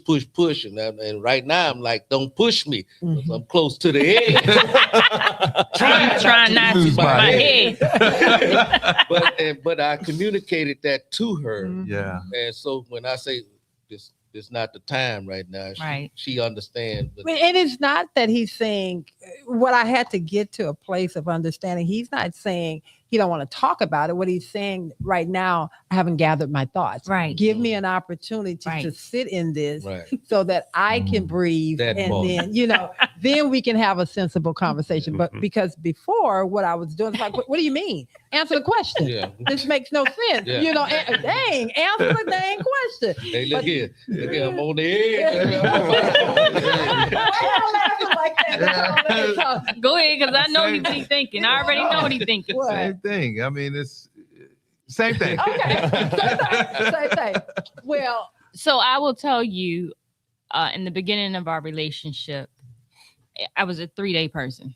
It was a 3-day rule for me. 3 days. 3 days. 3 days. That means I need time to meditate, see where I was wrong, see where you were wrong, and then meet somewhere in the middle. It takes me 3 days to say I'm sorry. It did take me 3 days. And it was 3 days of silence in my house. Because, that would burn me up. I said in the beginning of the show that I used to tear people down. My words would cut you like a knife. That's where I used to be. Them words were something brutal. And I did not want to do that to him. So it was 3 days. I had to really be honest with that. It took me 3 days of silence, sitting with myself, letting it go, or else that thing would have came out like a bullet and you can't take that back.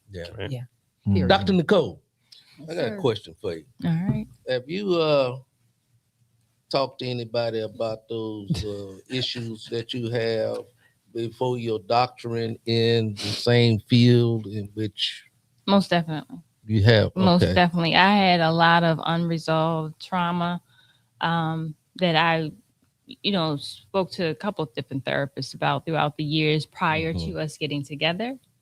And then when we got together, we had couples therapy. I wanted to go before we got married to see if he still wanted to be with me. That was the best thing we ever did. Come on now. Because I didn't think, after we got married, it's a little more taxing to get away from the situation.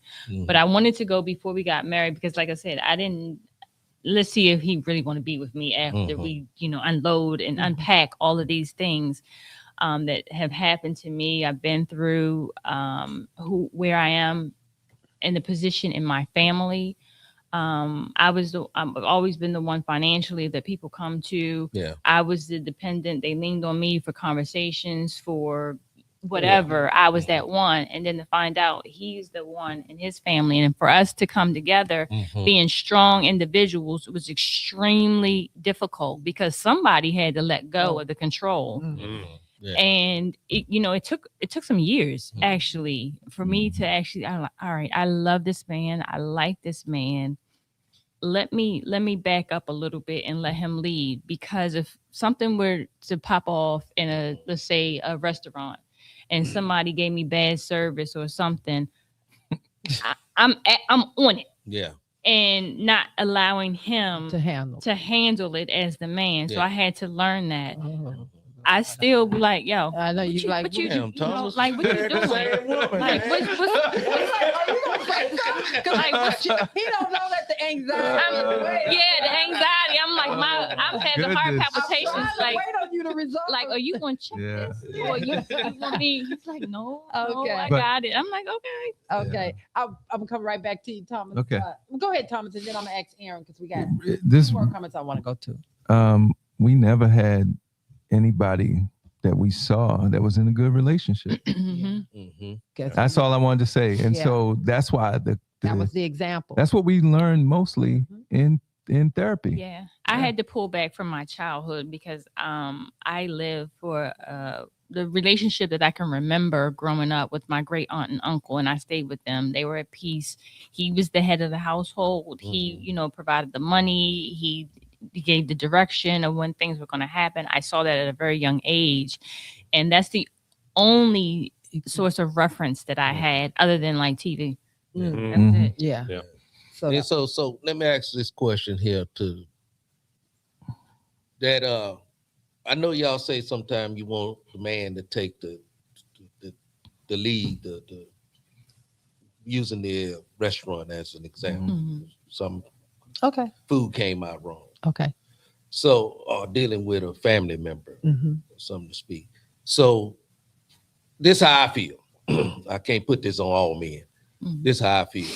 I feel like I can handle the situation, but I'm not gonna handle it the way you handle it. Right. And then I feel like I'm not handling it because I'm not angry the way you would be angry if you were handling. Well, that's really good, and I like that because it took me a minute to get to a place where I'm like, because I'm sitting over here, anxiety at the top of my head, because I'm like, you see, this plate is not right, and I would have asked for somebody. I had to learn to kind of just let him do his thing his way. I had a coworker do this to me once years ago, and situation popped off at work. I said, I'll take care of it. You know what she told me? And don't be nice about it. Oh, man. Yeah. If you can, Aaron, can you bring in Joseph Lane? And I think we have another one from Abraham. Go ahead. Yes, we're at the top of the hour already. I know time is going by so fast. We do have a couple questions, but I just want to highlight a couple of comments real quick. Lenita Bennett, she's here in the comments section. She was agreeing with Brother Carter. She's like, "That's right. You don't have to match energy every time." And then Peter Jasper, he said, "I love how you guys express all the different matters in the show." So thank you so much, Peter. And our last two questions. First is from Joseph Lane. He asks, how do we create a safe space for someone else without taking on the weight of their problems as our own? That's how to be a therapist. I tell you, I had to get to a place that I didn't need to fix everybody's doggone problems. And what do you say, Lawrence? The Bible, let not your heart be troubled. I had to really get out of feeling like, and that had to do with me. You almost put yourself in a God complex, a God state where you want to fix everything, or you want to seem like you're able to handle everything. No, I'm do me, and I'll listen, but I'm not taking it in. I'm not taking it in. I think that's the hardest thing in the world is to be able to see the answer to the solution to the problem. Yes. And present that, and then to watch them not take your advice. Yes. Yes. Like that part. You can separate yourself from the outcome and just say, this is what I see and this is what I would do. And then emotionally, you're out of it at that point. You have to. That's the hardest thing in the world to do. Yes. Especially for control freaks like us. Yeah. Oh, you want to? Huh? 2 of 10. I know. There's power in the word, though. If you just drop the seed sometime, you don't have to fertilize it. Let the word fertilize itself sometime. And I've learned that over years too, that just say what you just say the word, spit it out there, whatever you take to get the word out there, and let it marinate. Just leave it alone. Because we can make a mess out of it. Because if you start trying to fertilize it, the further you'll get away from the seed you just dropped. Yeah. Because you start dealing with other stuff. Just drop it and keep it moving. Bringing more BS in. Yeah. Oh yeah. Okay, Aaron, come on. I know we're over, and I need to. All right. Our last question is from Abraham James. He asks, does support always have to be financial or physical, or is there a deeper spiritual support that we should be looking for? I want to start with the spirit, the spiritual I think, yes, support. the latter of the three is something we need to start looking more into, in my opinion. In the full realm of a relationship, though, it's understanding what your partner's needs are, because that's going to be different for everybody. Yeah, that emotional support. Right. Yeah. It's big. It's very important. Yeah, my wife is super independent in many ways, but there's things that she does rely on me for. But it took me a while to figure out what those are. Well, I was busy trying to, in the beginning, we put so much weight on money, and my wife already made the money. She made way more money than me. And so figuring out what my role is in that relationship, and how do I bring what she needs? What does she need? Yeah. She needs me to handle all the thousands of minutia of details that flutter around so that she can focus on what she does. Right. Yeah. And so that became my role, and that's emotional support, but it's also logistical support in our situation, because that's what she needs. But I think you have to learn what your partner's needs are, and you do that by talking. Yeah. We say we're both slow. So, and when we say that, there are things that I'm not good at, but she's good at. And, and to me, some of these things that she's not good at, I think they're very simple. Right. So we realize, okay, well, she's slow over here and I'm slow over here. Just help me over here and I'll help you over there. That's Right. good. That's exactly right. Right. You get ready to say something, Brother Carter? You forget. I'm hearing Thomas talk about slow. And That's what we say to each other. These are 4-time billionaires. And you want to say entrepreneurs. We from the hood. But we from straight from the hood. But everybody has their lane. How did you come up with all this financial wealth? Is another story we got a lot to talk about. I love this here. Aaron, is that it? Yes. Okay, then. I want to say this has been a great show. I love it. Yeah. I can't believe we're already at 10:05. Right. I feel like I only answered one Just question. getting started. This is a great show. This is a great homecoming. We're gonna go around the room. We're gonna say what you leave what did you get out of the show, and what do you want to leave the people with, and how can they find you? I'm gonna start off with you, Justin, and then we'll take it back around. Then it'll be Brother Carter, and it'll end off with me. I got a lot of good stuff out of the show. I love being here in person. I love being on the show period at the end, but being here in person and absorbing the energy in this room, that is very filling for me. I'm going to give you guys my 10 toes down, because we didn't do 10 toes down, and I had one ready to go. That's going to be my closer for today.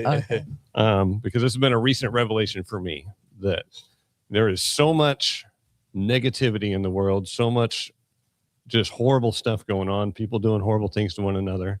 And I tend to get fixated on that.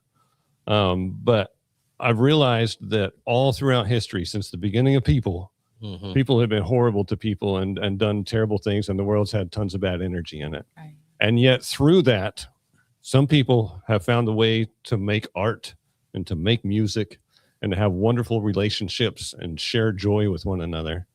And so moving forward, no matter what happens, I'm going to make art and I'm going to make music, and I'm going to love my wife and the people around me as best as I can.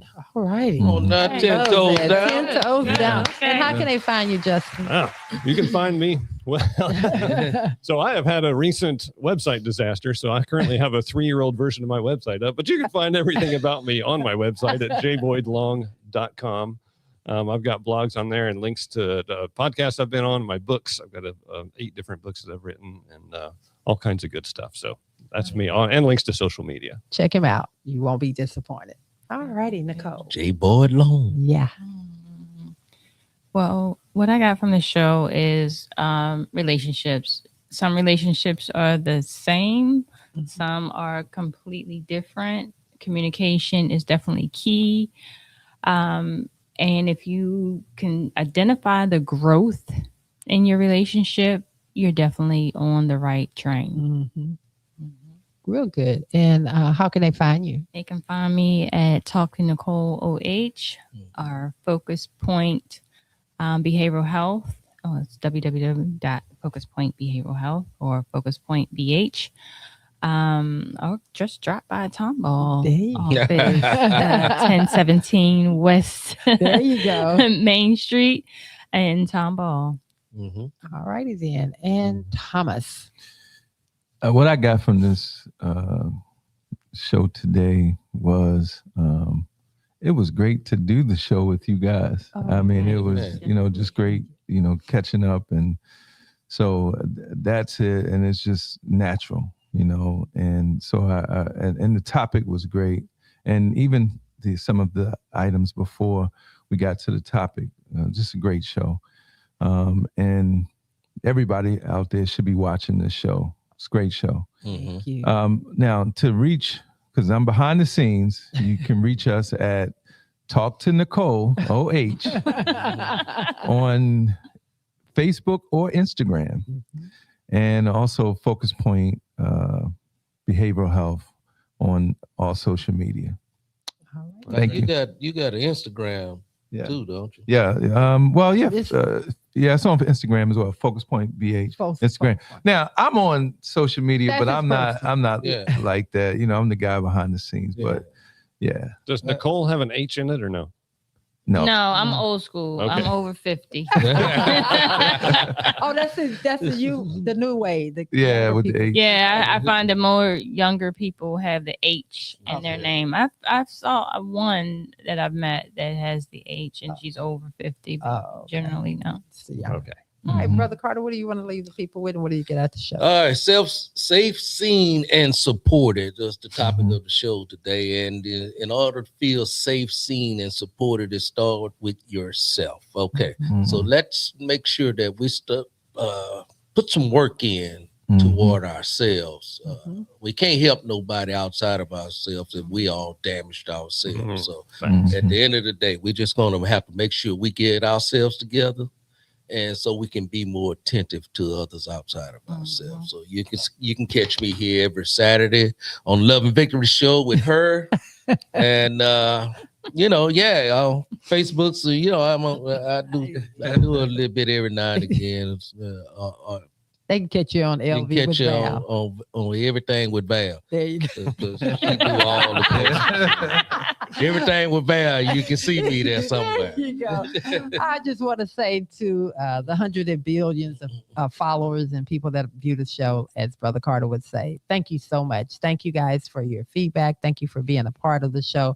But most of all, I want to thank the amazing panel. I want to thank you, Justin, for flying in. I want to thank you, Nicole, and my good friend, Nicole and Thomas, for taking time out of your busy schedule to come here this morning. Pleasure. Thank you so much. And we'll be calling you again. But anyway, we'll be here. Thank you. And Brother Carter, as I always say, you are the baddest co-host ever, and you're an even better husband. So I love you. Thank you for all that you do.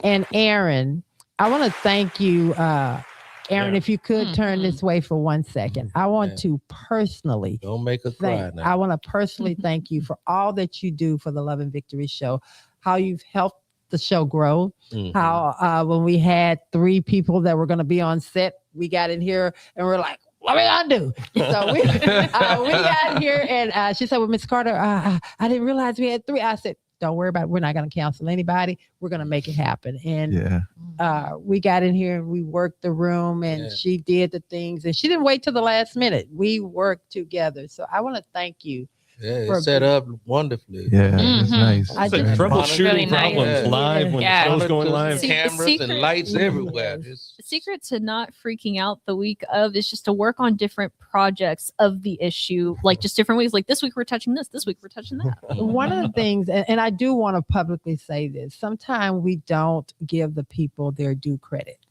And I am one that believes in, Aaron touches so much of all of my businesses, and even now into my personal life, since I have my mother and my sister. And I want to publicly thank you for all that you do, and I want you to know that I don't take it for granted. That's right. So thank you again, and to your hundreds and billions of people that listen in, thank you guys so much. Tell your friends, tell your family, and even them foes out there, tell them to tune in every Saturday morning at 8 o'clock. All right. And we're out. If everybody can look at the camera and tell them bye.